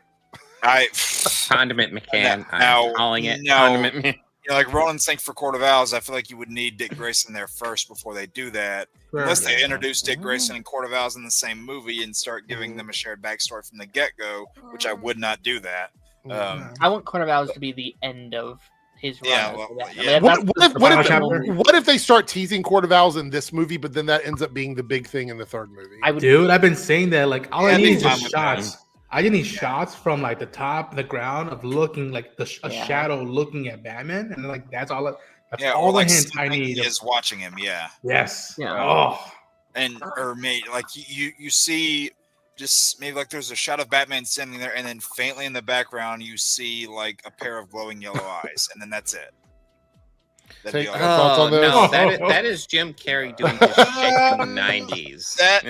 That is Jim Carrey with a large case of Jolt Cola just going nuts. Wow. I remember originally, like, they were talking about Robin Williams for that role. The Jim Carrey slander that's going on. They were talking about Robin Williams. If you go back and look at that script for the Bill Murray Batman movie, which I refuse to read because I don't want to give myself heart failure. I think it was Bill Murray and Eddie Murphy that were supposed to be in that, if I'm not mistaken. Was Bill Murray Batman? Yes. Yeah. Holy shit! Thank God that did not happen. Fuck. I don't know if I can say that. I don't know if I can say that script is online somewhere. You can go find it. I don't know if I can say thank God that didn't happen. It's got because to be Bill Murray is a good dramatic actor as well. I'm just not the biggest fan. I mean, he is a really good actor, but Batman with Garfield. People said the same about Michael Keaton, though. But I mean, as much as I like Bill Murray, I would say Michael Keaton's better. There's more drama to Keaton, I think. Like, you've had controversial Batman castings for 40 years. You had it with Keaton. It was a little bit there with Bale. You had it with Affleck. You had it with Pattinson. It's never ended. All right, before we move on, we have a super chat here from Lone Wolf. It says, the Batman took inspiration from Seven Riddler, was giving some Jigsaw inspiration, which I found interesting. What are you on, Joe? Can I have some? Some wetter? Some weddings? Fun dip. I'll tell you, if Batman 2 really wants to win me over, they can use my all-time favorite Batman villain, who has never been done in live action to the best of my knowledge, unless he was on Crazy Quill or something. No, the ventriloquist. You see, the villain I always loved was Clayface, but we'll see with the movie. He's getting a movie. We're getting him. Ghost says the Bill Murray script was very Adam West coded, so it would have been a more silly. That could work. Random he comment. gave it his all. I could see it, sure, but I do think it'd be more on the goofier side, which is sometimes okay. Yeah, it's sometimes okay, but not. Bill Murray as serious favorite. Batman. I don't get Bill Murray as Adam West Batman. I could see that. I would love to see him try his best. Like I think that would be fun to watch him. Like where he's known for all these goofy roles, and then come in and be like, "Oh, he was the best Batman." One thing that's interesting about Bill Murray is, I mean, he has done dramatic roles in the past, and he has very sad eyes. Like I could see him in a way as like a Bruce Wayne type, because he's got like a sadness in him that comes through a lot. Like you really see it in the Sofia Coppola movie. The one with Scarlett Johansson. Lost in Translation. Exactly. Yeah, all right, so I don't know, like, what other villains could they use for that? Because there are a few that I'm like, kind of bouncing around in my mind right now, that they say they haven't been done in a movie yet. There's the option for somebody like Hush. There's the option for, like I said, I don't want to see any Court of Owls stuff. I would like for them to save Man-Bat for the DCU. Almost said EU. Mm-hmm. Not the DCEU, please. Yeah, not that. Yeah. Well, here's the question. There are a lot of really Man-Bat. I mean, there are other ones that I feel like they could do that would fit that Batman, but would they break the mold of what that universe has set, or would it feel, kind of there? Because I was about to say Black Mask, but he's technically been in a movie. Right. So, well, that's the question. Is it a villain who's never been in a Batman movie, or who's never been in a movie, period? Because those are two different questions. Like, I could be true. Killer Croc. He's technically been in a movie, not a Batman movie. Yeah, like Killer Croc. Deadshot, Black Mask, yeah, like those Black guys. Mask. I feel like there's another one I'm forgetting. So what we're saying is the main villain's going to be Captain Boomerang. Michael here says the They all Ventriloquist know and the Scarface had Joker. some really great Well, it's episodes not a on Batman, Flash the movie. animated series, and in comics. I think we'd like to see the Batman 2 for that and Clayface. Yeah. You know who had Great one of the best character. episodes in the animated series? A villain Eric hates, the Mad Hatter. No Alice in Wonderland shit. I don't want to Oh, see I would dig that. That Perchance to Dream Man. episode is one of the best they ever made. Right. Who's My the God, I would be all for that. Who's the villain? The pig villain who has like a Professor butcher. Pig, yeah. I would love Professor. That would be Pig. fucked. Honestly, Actually, he would work great in Matt Reeves' universe. I could see that happening, actually. I want to could- see Injustice Superman. Okay, so all there's these- Professor Pig, or I just thought about this one. Maybe this would be saved for DCU, or maybe the Batman could do this. They could do Firefly if they wanted to. You know what? All this Maybe. discussion has That's got me true. wondering Been is done in a movie. Take my love. Aaron, take don't my remind land, me. Take me where I cannot stop. I would Aaron, I if we would- didn't get to see the movie, then I don't count it. I would love a Batman animated movie in the vein of these Beyond the Spider-Verse movies at this point, because like there's so much they could explore and have fun with. I'm There's so not- many- Make a Batman Beyond movie in that style. Beyond was continue looking Lego to do that. Batman. good. That'd be a great venue to really Well, dive into that crap. To continue in the Elseworld stuff, we have the Batman dynamic duo movie that still we don't know what that situation is. Yeah. I think it'll be Elseworlds. That's what I wrote it in because I wasn't sure. I know they had to redo some stuff on it, but we'll see what's gonna happen with that. Then we have the big Somebody question said mark. Yeah. Prometheus. Like I that would be something I would say for DCU because Yeah. that's also a villain that can take on the entire Justice League. Yeah, it'd be like So- Darkseid being the next villain. It's like But Well, Okay. I wouldn't put him on quite that scale, but no, but like it's like Yeah. a big universe villain. Like, yeah, you know, like Yeah. you know, save people like Prometheus and Wraith. You know, save them for like the DCU. By the way, the dynamic duo movie is said to have puppetry in it. Yes. Yeah. So It's a blend of like traditional animation Yeah. and puppetry, apparently. I'm excited for that. I'm intrigued. you had me at puppetry. Yeah, I bet we I'm did. here for it. The other one in the Elseworlds, the last one that I have there, other than Aztec Batman, because I haven't seen it yet, is the Constantine movie. Yeah, I want to Oh, see the that. sequel? Yeah. We got that thing that was just announced, that 4-part Nightfall adaptation that was just announced recently. So that I'm pretty sure that's one of the Elseworlds projects too. Oh, well, I have animation separated. That's a separate okay. thing. I have like animated movies in a separate box, but I'm talking about like the other stuff here. That's why I'm kind of jumping through it. I love that first Constantine movie. Again, Yeah. even as a kid, I was like, wait a minute, I thought it's supposed to be British. Right. But- Yeah. But once I was like, all right, this is a different take. What Keanu did with that movie, what Francis Lawrence did with that movie, and the cast, I was like, come on, man. It's like it will break my heart if we don't get a sequel. It's the same way that like my heart's still breaking that we never got a Hellboy 3. Like I always Yeah. forget the other guy's name. It's the guy that's in that movie. It's like Father something. I fucking forget the character's name every time. It's like Father Midnight or something like that. Papa Is that- Midnight, Yeah. Jamon Hansen. Yeah. Fuck. That character was incredible. He showed up in King Crusade and I flipped out. I was like, Yeah, that was a nice. Pull. We have Lone Wolf the $2 super chat. Who would you start Live Beyond and Blight? Live Beyond and Blight. Oh, What's that? what's Oh. that? they're saying like, would they do a Batman Beyond thing with Blight? Yes. Oh, okay. Oh, okay. Sure. Yeah. I mean, I- you got plenty of villains from Batman Beyond you can pull. You got Blight, you got Ink, you got Yeah. that version of Royal Flush. You got Spellbinder, who's essentially Batman Beyond Scarecrow. A bunch of different villains you could do. I really am waiting for the announcement of a Batman Beyond project. That's what I'm waiting for. They've I think been they'll trying talk to about get one Brown off the to it. ground for God knows how and long. Michael Keaton's right there. I'll be heartbroken if they Hmm. don't get one off the ground before Michael Keaton is no longer with us. Yeah. I mean, they tried to do it when Adam West was here. There were talks to do it when Yeah. Kevin Yeah. Conroy was here. So Yeah. Then we have the animated stuff, which you were saying Elseworlds. I don't know how they classify these. That's why I put them in a separate category. But we have Batman Nightfall Part 1 and Batman Cape Crusader Season 2. I'm so far behind on animated stuff. I'm not going to be much help. Well, no. I mean, just those are the only two that I really have in that bubble. There's a bunch more. But those are the ones that I put outside of it because I don't know if they're Elseworlds and they're not DCU. So that's why I was going to say, like, you have like My Adventures with Superman season 3, yeah, Starfire Green Lantern. Yeah, I tried to separate things out. Okay. I don't really have a set way to do it, but anyway, those are the next two we'll talk about. We'll move on from Batman from there, but I think Batman Caped Crusader season 1 was good.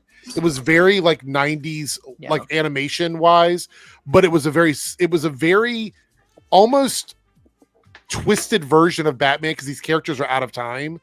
So you're getting like these weird versions of the villains that I actually think the villains were more interesting than Batman was in the world, to be honest. I don't know, man. I love how he was behaving with Alfred. I was shocked what they did with his dynamic with Alfred. I was like, whoa. And then by the end of it, it was so earnest when there was a wholesome hope for that relationship. And I was like, they've never done this before with Alfred and him. And I was so happy they did it this way. And it felt like a Darwin Cook miniseries brought to life. Like it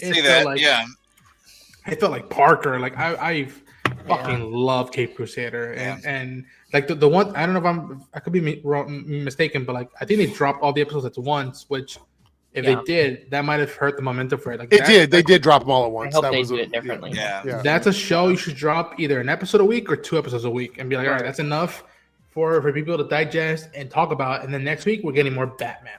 And then I like it. We got like that mob-ridden 40s-esque. Yeah, 100%. They've kind of strayed away from that in recent projects. Yeah. So I like. What about the Batman Nightfall animated project that's coming out? Thoughts on that? I mean, I'm interested in it. I mean, we've never really gotten a proper adaptation of Nightfall. I mean, we got bits of it in Dark Knight Rises, but Chris says it's a 10 out of 10 for him. So there you go. I mean, I'm definitely interested in it. There are definitely parts of Nightfall that got abandoned in Dark Knight Rises, like the whole concept of a successor with Azrael was completely disregarded. But also, why are they splitting it into 4 parts when there are only 3 stories? I wonder how they're going to spread that all across, because you have the Nightfall, Knight's Quest, and Knight's End. So again, wonder how that's going to play into it. Are we going to see more time in each of them or something? Probably. That's my goal, or that's my thought, not my goal. But are we going to see maybe an established Bat family here? Because we already have, like, around the time that Nightfall happens, you have a Nightwing, you have a Tim Drake Robin, you have a Stephanie Brown at that point who's with Tim, and it's like, I'm really wondering if they're going to spend most of that first movie with the whole catalyst that starts Nightfall, because with Bane breaking everybody out of Arkham Asylum, and then Batman spending like 3 months hunting down all those people, and Bane just watching him as he's doing so, like Kraven the Hunter. I just hope we get all of it. Like, if they're going to break it up into parts, I hope we end up getting all of it and they don't cancel it after like part 2. That's really annoying. Like, you give the Bane stuff and then give that bit where Batman has to come back and not beat Bane, but beat this new souped up crazy Batman that is taking. Are we going to get Jean Paul in it? I mean, listen, we need Jean Paul. I love Michael Lane, but I would be so pissed off if they switched around and did Michael Lane instead of Jean Paul in this. Yeah. I really hope this is the new standard for the animated stuff, because I love the animated movies from them, especially the like DC AMU we did several years ago at this point. But my biggest problem with almost all of them, even the ones I love, I'm always like, that could have had more time. They could have given another 10, 20 minutes. So I love the idea of it being like, okay, here's like an 8-hour story. We're spreading in between like 4 different movies. Kind of like Long Halloween. Would have loved that. Like, I love Flashpoint. How cool would it have been if we did like, all right, it's a 2-part movie. We get to spend a bit more time in these worlds and stuff like that. Like, I know they tried with Crisis and stuff like that. Yeah, they did it with Crisis. You split Long Halloween into 2. If you go back even further, you also split Dark Knight Returns into 2. And I feel like it worked well for those adaptations, but with how long Nightfall spanned, I feel like breaking it into more than 2 makes sense. All right, so I want to just do the next 3 animated things here, and then we're going to move into live action stuff. We got so much to talk about because I want to get through all of it. Ghost's thing right quick. Oh, what does it say? that I agree. Like I want them to move on from that animation, and pray to God that the annoying sound design issue from the Tomorrowverse films is gone. Yeah. Because you would just have pauses in between all the dialogue. So animated wise, we have another season of Creature Commandos coming. We have My Adventures with Superman and My Adventures with Green Lantern. All of those are coming out. Out of those, any people excited? We don't have to dive too much into it, but anybody excited for anyone in particular? Not excited at all. Superman and Green Lantern. We are getting a new DC TV universe. We're getting a new one. Yeah. That excites me. Like I love the movie. Cruise? Like the MAU, the My Adventures universe. I'm definitely excited about Creature Commandos. Yeah. I want to see what they're going to do with that now that Rick Flag Sr. is kind of. I don't think he's going to even be on the season. Sequel to Peacemaker. The Bride now. It seems like she's in charge of the squad, which I'm like, makes sense. And now I want to see those characters in live action. I know we're not talking about that right now, but I'd love to see some of those characters cross over. Now they're without Nina, so. Is Rick Flag Sr. the only person who's appeared in all of James Gunn's DCU stuff? Yeah. So far. Well, John Economos as well. You got Flag. He wasn't in Superman. No, you're right. It was Flag. Yeah. Yeah. All right. He's the Nick Fury. Yeah, essentially. Peacemaker's close. We have our Peacemaker was. Because Peacemaker was inside the little dream sequence for like 2 seconds. He so, was. Was he? Technically, Peacemaker was in everyone. All right. Technically, wait, no, because I was about to say Vigilante, but he wasn't in Superman. Right. Yeah. So on the TV side, we know we have a confirmed show, which is Lanterns. We know that's coming 2026. I'm pretty excited for that one. Again, though, I'm very curious to how quote unquote grounded it's going to be. Like, are we talking literal? Are we talking figuratively? Like, what do we mean by grounded with Lanterns? I've talked at great lengths about it, so I don't want to dive too heavy back into it. But I'm still excited for it. But I'm cautiously excited for that show. I think it's interesting to go for an older Hal Jordan. But that being said, I think Kyle Chandler could carry it. So.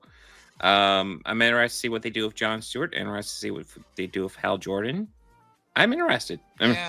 Finally, after years of this stuff, we might get a movie.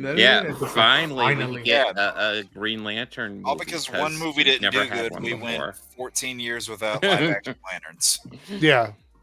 All right. I'm excited, but I'm like I said, I think last week.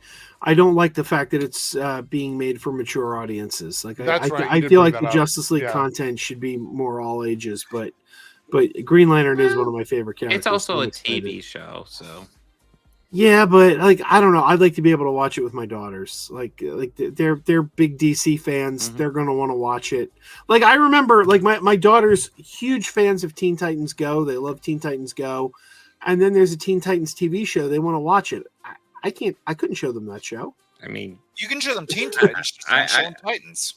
Your kids will age faster than you expect. My daughter's already 17. It's blowing my mind. Yeah, but I would say Titans, the live action show, is definitely not okay for some people. So right. Not only is the violence in it is pretty bad. Which was, I think, a bad decision. It's mature audiences, but it's also just not good TV.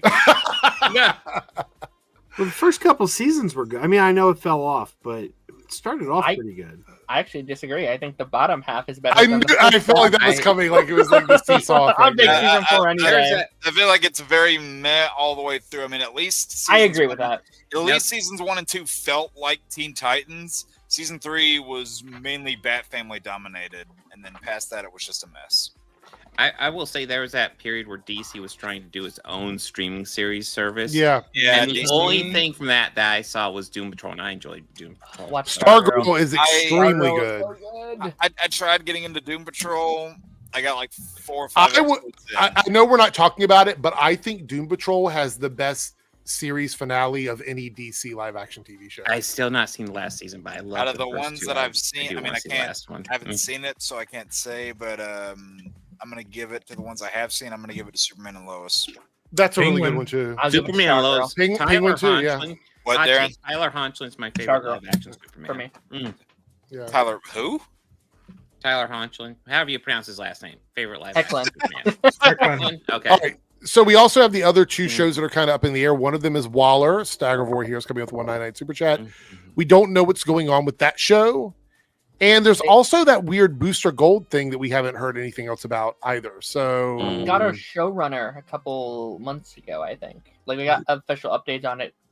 Not a lot, but they said that it is moving forward and they attached some people to it. Waller, on the other hand, they have said that it's kind of on pause. It's like we're just trying to figure out what we want to do with it and what direction we want to go. I imagine it's going to be centered around Checkmate. Oh, that's a possibility. Or we might actually see her in that show instead of her own show. Likely. Booster Gold is my most anticipated DC project right now. Oh, because Booster Gold is my favorite DC character, and Booster Gold's my favorite superhero. So yeah.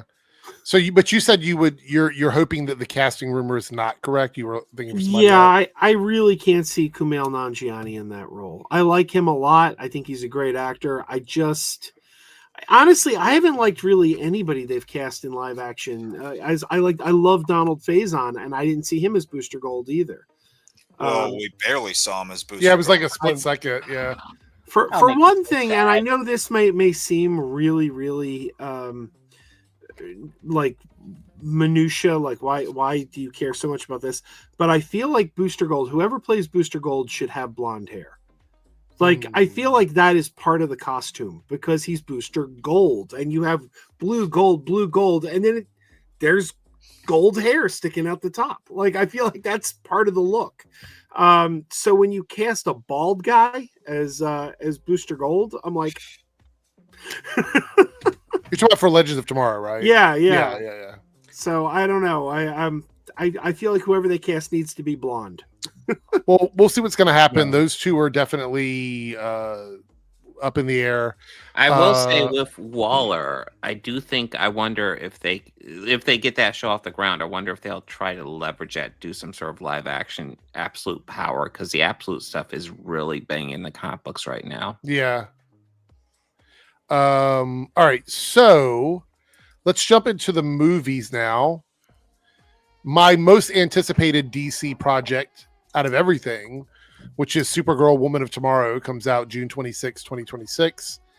I cannot tell you guys how excited I am for this. Like, literally, I can't explain it.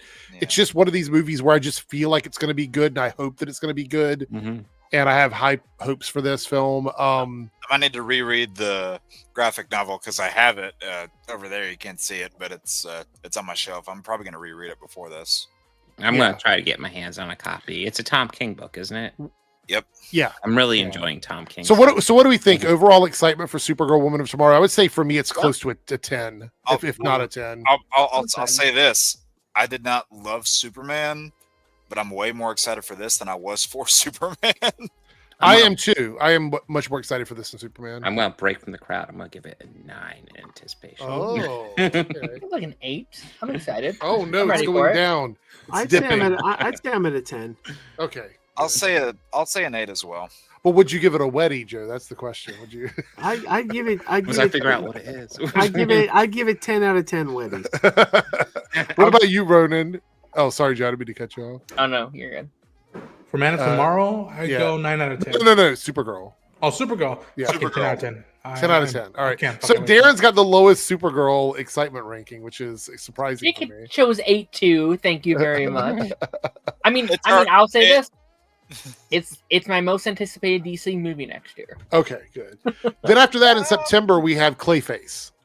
Speaking of the devil, I really don't know what to expect, but like I love the villain. I loved his animated series. I want to see. They've definitely chosen a peculiar release date. That's all I'll say. Mm-hmm. I know. I agree. And also an interesting character for their third movie. What's the release date? I don't think I know. I think it's going to be September 11th next year. I'm not necessarily excited for it. I don't think it's one I'm like, I can't wait. But I think it's going to come out, and I think it's going to blow people away because they came out and said like they had a script ready, and they said, "Well, we need to make this now." Yeah, it was so good. They fast tracked it. Someone mentioned if they thought, is this going to be DC's Madam Web? Hold on. Oh no! I actually want to bring up Humble's thing here. Yeah, it's a little bit of a deep cut for anybody who knows what this is referencing. DC's kind of Darkman feel. For anybody who doesn't know, Darkman was Sam Raimi's original superhero movie, like a decade before Spider-Man. Mm-hmm. Give it that same sort of feel. Like it's a character who gets his face, like all disfigured. He's kind of hiding from humanity, but kind of becomes like a do-good vigilante anti-hero in a sense. Give it that same sort of tone. Why not? And give it a Bruce Campbell cameo. I feel that Give it a Bruce in my soul. Yeah, I could sign for this. Clayface's Clay connects them all. So yes. There we go. All right, what else do we have up here on the roster? We have The Man of Tomorrow, which is July 9th, 2027. What the hell, Aaron? Thoughts on that, Man of Tomorrow? Anybody 10. want to drop their score? 10 out of 10? For me. Oh yeah, 10. I love 9 out of Superman. 10. It's great. A little yeah. less than Supergirl, but I'm excited. Here's my score. 5? Wow. 5 out of 10. So you're not excited about it for any of the Lex Luthor stuff or anything at all? I mean, I'm interested in it, but it's not like high on my anticipation list. It's too early. Like we don't It really is know really anything early, yet. but- Like it could be anything. All right, know? let's talk about some of the stuff that's floating around. All right. So we have obviously the Brave and the Bold.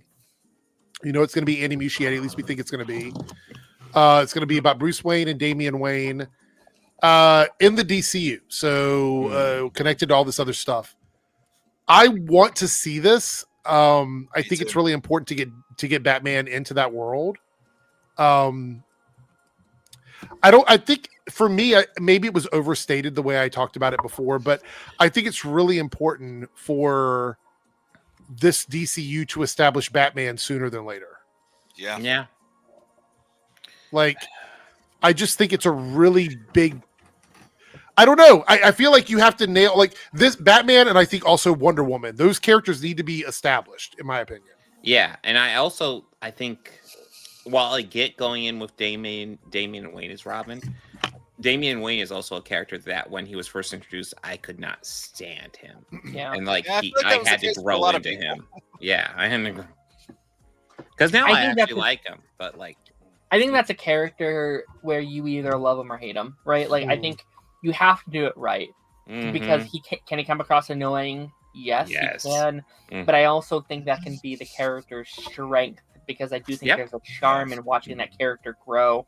I think I've said it on here before. I want them to take the journey they want with their animated movie universe. I started out hating that guy. I thought he was the most unlikable character I've ever seen. Least And favorite by the Robin, end, I'm easily crying over Main what they're Street. doing with him. I'm like, this is such a good journey.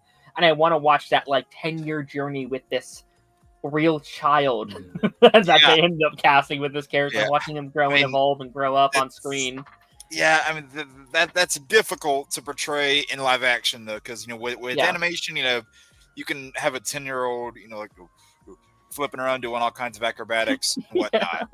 It's a lot harder to pull that off in live action and make it be believable. Plus, you're gonna get a bunch of chuds out there being like, I actually think Batman. You're gonna get a bunch of people out there saying, "Oh, the idea of Batman taking this 10-year-old to fight crime is child abuse." I actually think that's why it's important for it to get established in the DCU because that's the world they can do that in. I think it's going to be something like that would be absolutely ridiculous in the Matt Reeves Batman world, but in the DCU, I think it's very cartoony. I feel like you still need to believe it. Cast a 20-year-old who looks 10, and we're good. Oh but what I also appreciate is if we're starting with Damian Wayne, that means one of my favorite DC characters is out there, Nightwing.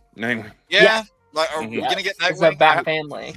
I worries me a little bit though because I'm thinking, does that mean we're just gonna completely forego Tim Drake? Which I would hope not, because there's a lot of stuff. I hope not. Yeah, a lot of stuff I love with that character, but I want to see if we're getting if we're getting Batman and Son, give me some of that Grant Morrison, Man-Bat, Talia, Army of Man-Bat Ninja stuff, because that would fit, that would fit Muschietti, who's a horror director. If you go into all the Man-Bat stuff, that would fit this fantastical DCU world to differentiate from Pattinson.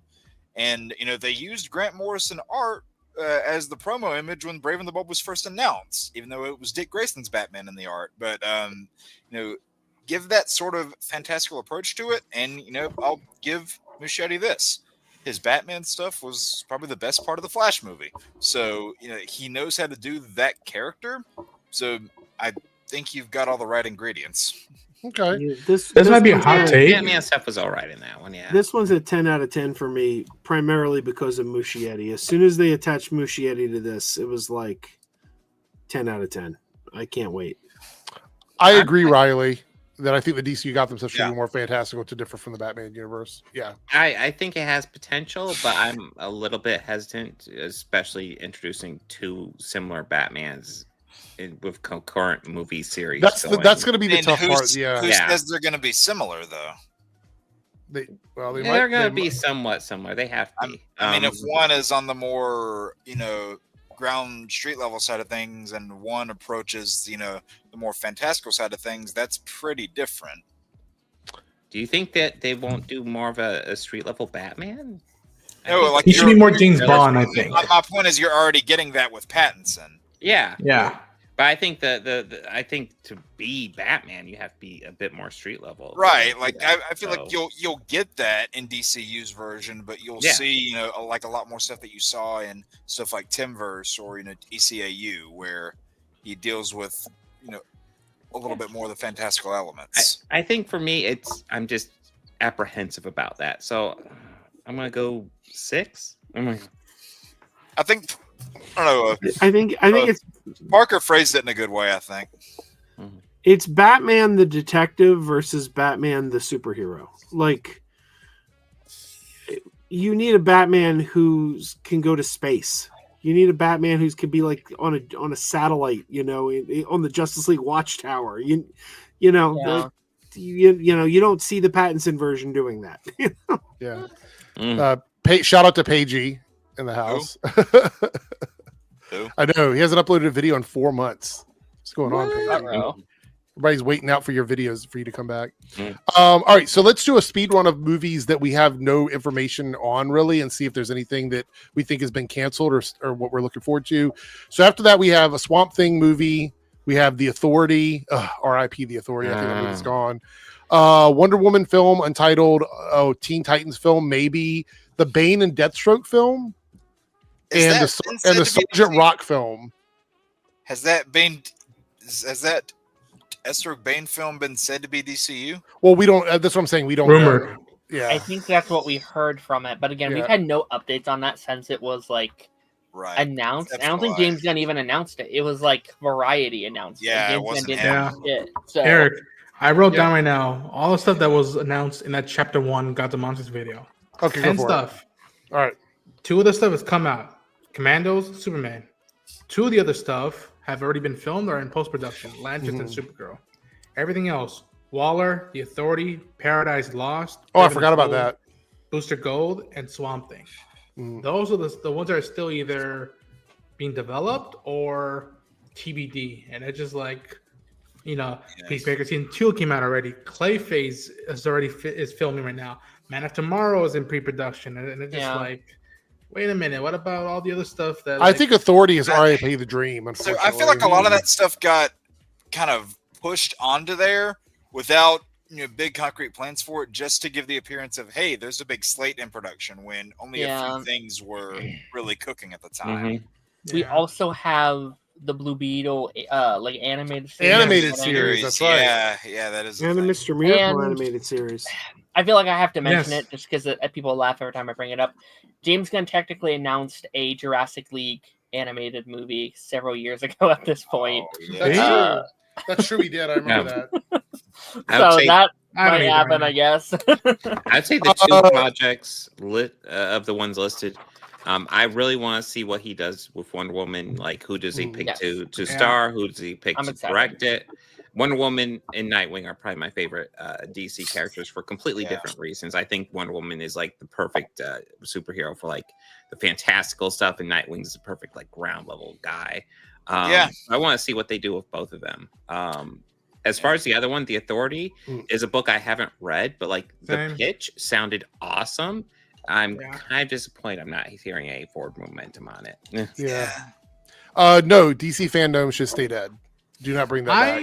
In some regards, I did dig it. In some regards, I felt like, Bring it back.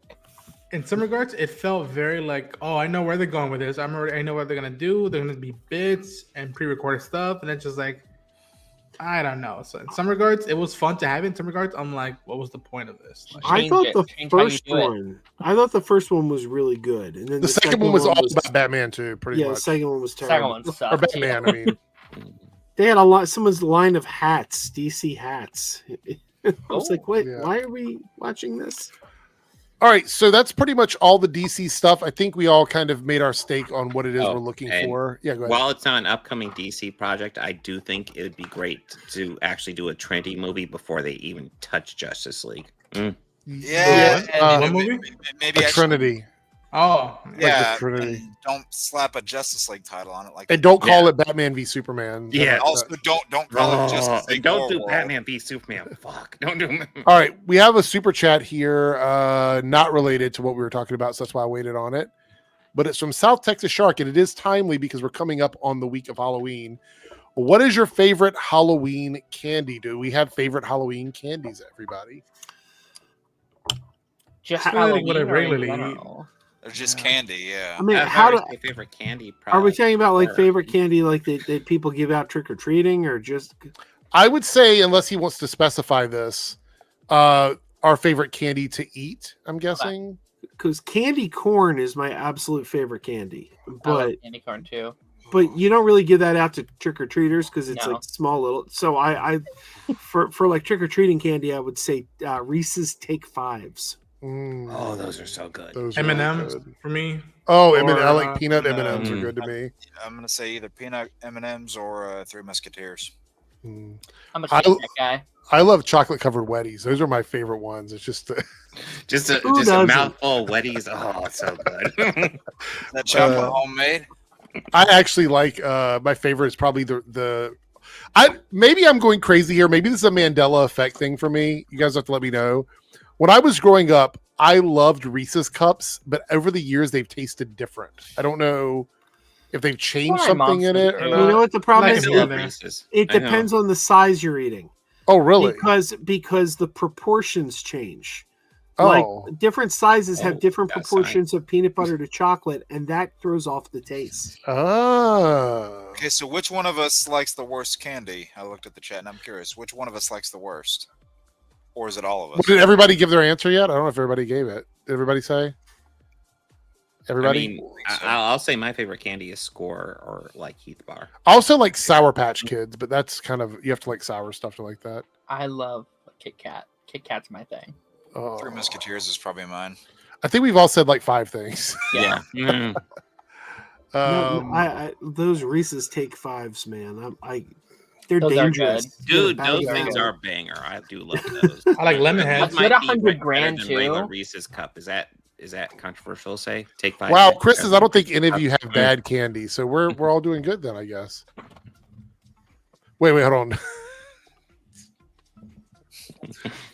Bigger ones suck. Pause. Okay. Bigger what? Yo! Bigger what?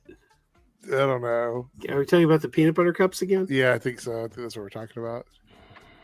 I Can't- think the perfect ratio, by the way, if you get the ones that are shaped like bats or pumpkins, I think that's the perfect chocolate to peanut butter ratio. Okay. I'll have to try it. I'll have to see how that tastes. Let's see. Candy corn tastes like candle wax. Candy well, corn it's candy. sucks. I love Candy corn it. is, I don't give a candy shit. corn is delicious. I mean, I think candy corn is fine, but I would never put it as one of my favorites. Chris says, Or- never mind Mm. Ronan wins. Lemon heads are amazing. Lemon heads are good. They're not bad.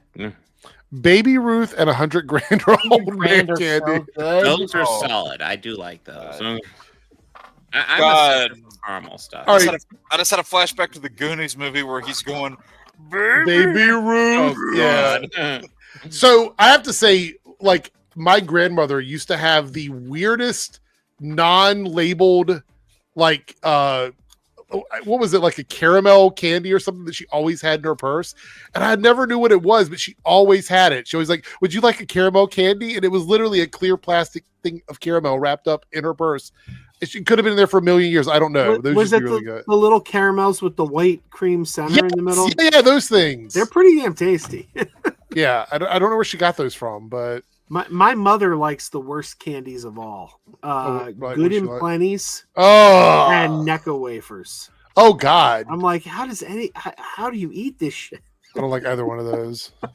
surprised you I'm didn't not gonna take lie. that. I think of those candies and I do think of like old age homes. I'm not gonna Yeah. Cookies and cream Hershey's. A good old butterscotch disc candy that your grandma just has in her purse for some reason all of the time. You know, a really Go good candy with, that hasn't been brought up yet? Butterfinger. Butterfinger's delicious. I'll go with, Butterfingers are damn a good. old, yeah. I'll go with a good candy whenever you're in a movie theater, and that's cookie dough bites. Yeah. Oh, that's those are not really bad, good, yeah. actually. Yeah. Bob, can I give you one little Butterfinger critique though? I love Butterfingers, but they always get caught in your teeth. I think Fifth Avenues are better because they're very similar to Butterfingers, but they don't get stuck in your molars as much. You see, I mean, I think the Butterfingers dissolve at just the perfect rate, so it's never an issue. Never. I will never forget, totally, well, related to this, but kind of unrelated to this. Back when me and my friends, we lived in the mall. Basically, we were at the mall every fucking day. We went to the movies together. A friend of ours brought this girl that we've never met before. And she was like, at the time, 17 or something, because we were all really young. And she had a stroller, like a baby stroller. We were going into the movies. Oh, no. With like a doll in it and everything. And we're like, what in the world? She hid so much food in that baby stroller. There was a large fucking pizza in that baby stroller. We went to the theater. She had sodas everywhere from like 7-Eleven, a large fucking pizza, popcorn, all the different flavored popcorns you can get. All of that was hidden inside there. And she's like, I never get stopped. It's a baby in a baby stroller. They never stop me or say anything. It's like, that's funny. That's pretty crazy. So it was like, like me and my friends, like we would sneak food into the movie theaters before, but we would all like wear, if this was especially easy in the wintertime, but we would have like a bunch of layers on as we walked in, and we would put like food into the pockets underneath one of the layers so it didn't look like we had massive lumps in there. I just remember she's sitting there and she's like, okay, drink. She's passing out drinks. We're like, oh, okay, cool. She's like, pizza, and she pulls out this big. I'm like, where the fuck did this pizza come from? It was like a fucking Looney Tunes cartoon. What would you like on your pizza? I don't even think in my local theaters you don't even have to sneak food anymore. Like I see people bringing in their bag of Chick-fil-A, and I'm like, I just think the theater's like, dude, we need the business. If you want to come in, we don't give a shit. It freaks me out every time because I don't do it often, but sometimes with like a big movie, I'll bring in a little something and they'll buy a drink there. Because I do like to support them, but also I'm not paying all that for it. Our theater is like a full-on restaurant, so you usually just go to have dinner while we're having a movie. But like the food isn't good there. Sometimes with the big movies, like they have to check bags because of the, we may have a knife, we may have a gun, and like the one time I had a whole bag of Cheetos just in my bag as they're checking. I'm like, oh no, and they're like, yeah. I was like, you're fine. I was like, really? You're not gonna stop me? All right. Okay, I just gotta say this quickly, then we'll move on. But I'm just getting reminded of this now. So me and my buddies, we went and saw. This was like I think the year, I can't remember what year the movie came out, but it was Age of Extinction, Transformers. We got loaded before going in to see that movie, and not only did that happen beforehand, but we also brought more of it into our pockets. Yeah. But what was funny is we did a little trick. So like we had it in our jacket pockets, and we, they said, hey, what do you have in your pockets? So we bring our pockets out. We had actual candy in there just to mask those things. So we just held them up like this, and you couldn't see any of the lumps in our jackets from all the different stuff that we brought in. Your lovely lady lumps? Your Hampshire lumps? Sure, yeah. And by the time that movie, or actually I won't say by the time it ended because we walked out, we kept consuming more product as that movie went on, and we were like, okay, this is not enough. Like, we cannot have a good time no matter how high. I was about ready to say when you left and the movie ended like 2 days later. So this is the restaurant. They have Sugar Rush loaded donut holes paired with warm donut holes. So if you want some whipped cream and sprinkles paired with your warm donut holes, there you go. Featured cocktails, the Aries and the Flynn, and these come with like lights in them. So I hope they're better tasting than the Tron cocktails I had at Regal last week. Were they not good? One of them was jalapeno tequila, and it was like I don't know what I think of that. It was my Uncle Alley. It was pretty bad. I was about to say that's either really. That good sounds like or Heartburn City for real, like a jalapeno. Yeah, it does. I mean, at least mix it with better alcohol. Yeah. Well, the restaurant that I was just showing, those are just the special things on the menu, but they have like burgers, steaks, salads, chicken, fish. They like, it's a legit restaurant. And only reason it is during COVID, they started doing these like take home and watch your movie menu items. So you could order like a discounted full dinner from them for like your family with like popcorn and everything for like $30. So they did that. You go to the restaurant, pick it up, take it home, watch your movie. So they did that during COVID. Yeah, I don't want to think about the price of a steak at a movie theater, especially considering it's $30 probably not brilliantly made. No, it's like I can make a better steak myself. Oh, easily, yeah. Mm. I don't usually buy the steak there. I usually get. They have a really good pizza. Fact, I mean, I probably have more experience with steak than most people, but yeah. I had grilled some over the weekend, and I posted pictures of it. And Lance, who's been in here a couple times, was like, "All right, I'm on my way." He's like, "That was enough to just immediately draw him in."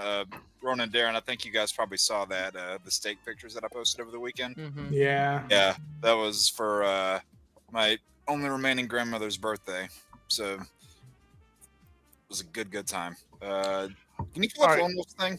Yeah, we're gonna do that. But first, I want to see what won the poll. Hold on. I think I know what won. I think it was the castings one, wasn't it? Let me check. Ronan, check your DMs. Okay. Ronan, you Give won't you be a the little same treat. after. Is it the same one you sent me? I sent him the last one I sent you. Oh God! All right, let's see what you guys picked for the why is it not loading? There we go. Watch this expression. In the poll, what won? It's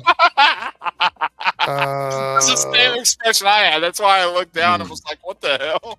What was that? What is this? Like, let's see. So we had top 5 best Marvel castings in all of their media. So TVs, movies, and cartoons, not MCU. Marvel. Oh yeah. We got. That sounds like there fun. might be some good debates there. Yeah, and I feel like that's gonna be a fight. What is it again? Best Marvel castings of all time, not just MCU, everything. Movies, TV shows, and animated. So I feel like it's going to be a fight to get to certain ones. Yeah. Butter Johnson from Madam Web. All right, so we have the super chat. We're gonna wrap up. We're gonna wrap up after this, but I feel like I want to give everybody a chance to give their answer. So $5 super chat from Lone Wolf. What's your favorite horror film, fam? Curious to hear your picks. As for me, I'd say Train to Busan. Nice. Who wants to start? I'll go last. I don't know if it quite counts, but I'm gonna go ahead and go with it. I'm gonna go with Silence of the Lambs. I love that movie. It's so good. I'm inviting my friend for dinner, or whatever the fuck he's saying. Oh god, like the performances are so good, the direction is so good. I can't think of anything.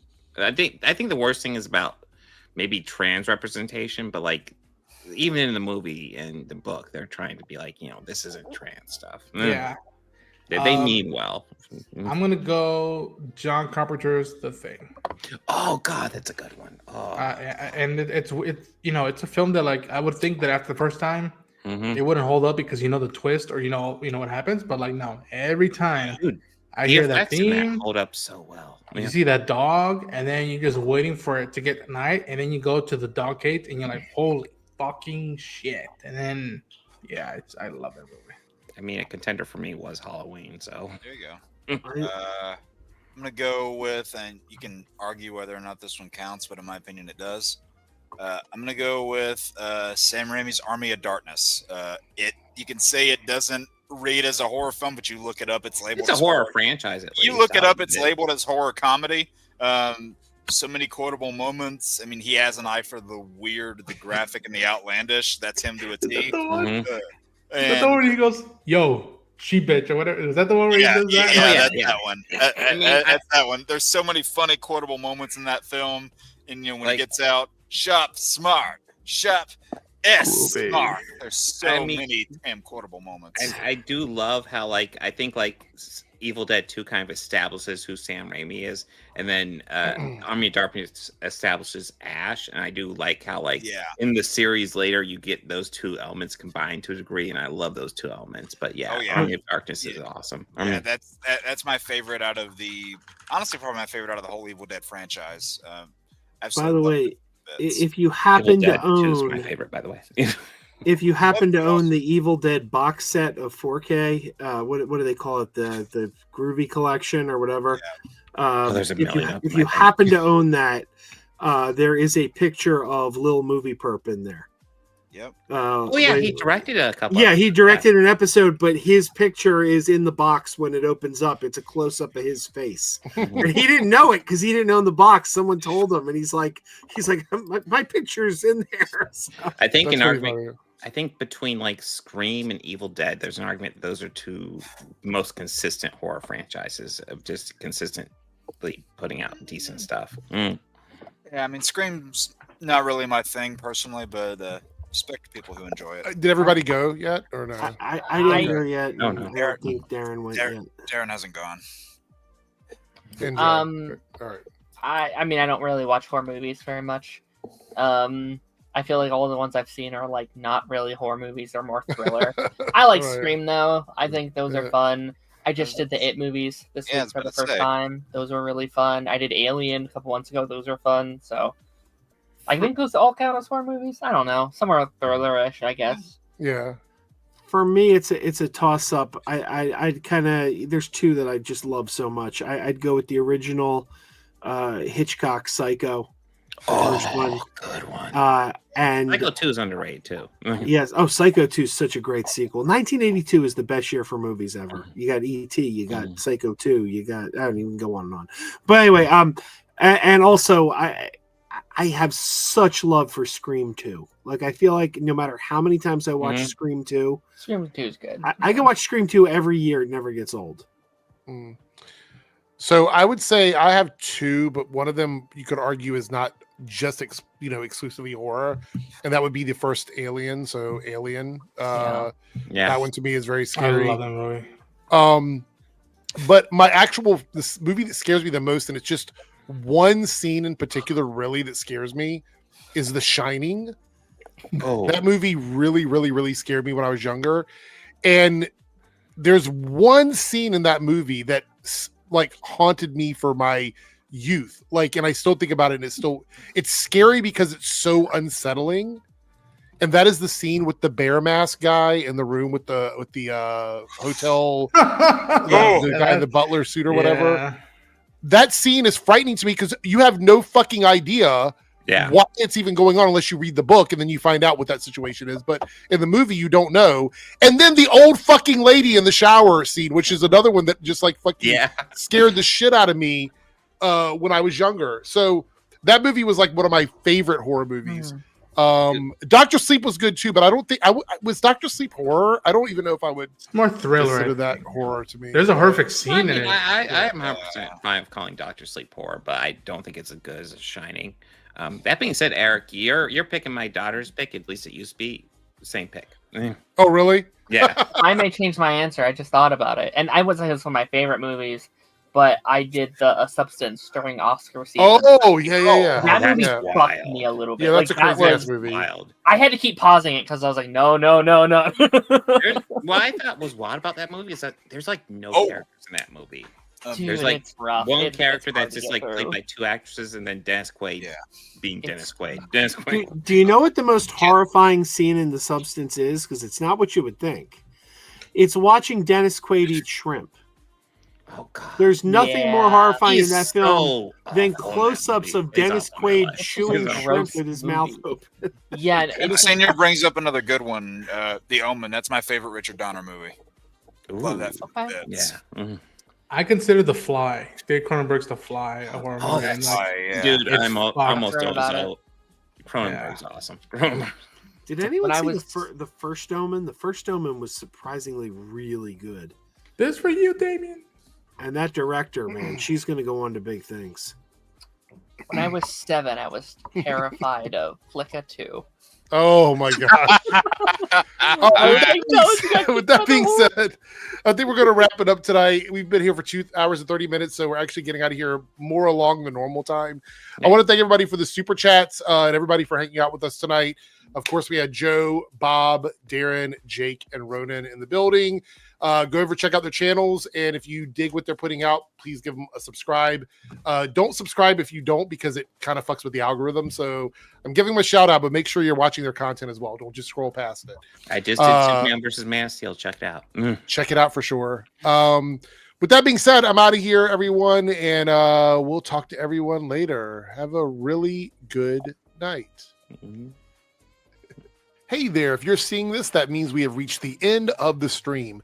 Thanks so much for your continued support with comments, likes, subscriptions, super stickers, and super chats. I just want to give a special shout out to all of the channel members who have contributed to the success of this channel with paid tiers. On the screen, you will see your name displayed as a signal of appreciation from myself and the channel. If you would like to see your name on this list, consider selecting a tier with the join or plus button depending on your platform. Thanks again, everyone. Let's hang out soon in the next stream, and I'll see you then.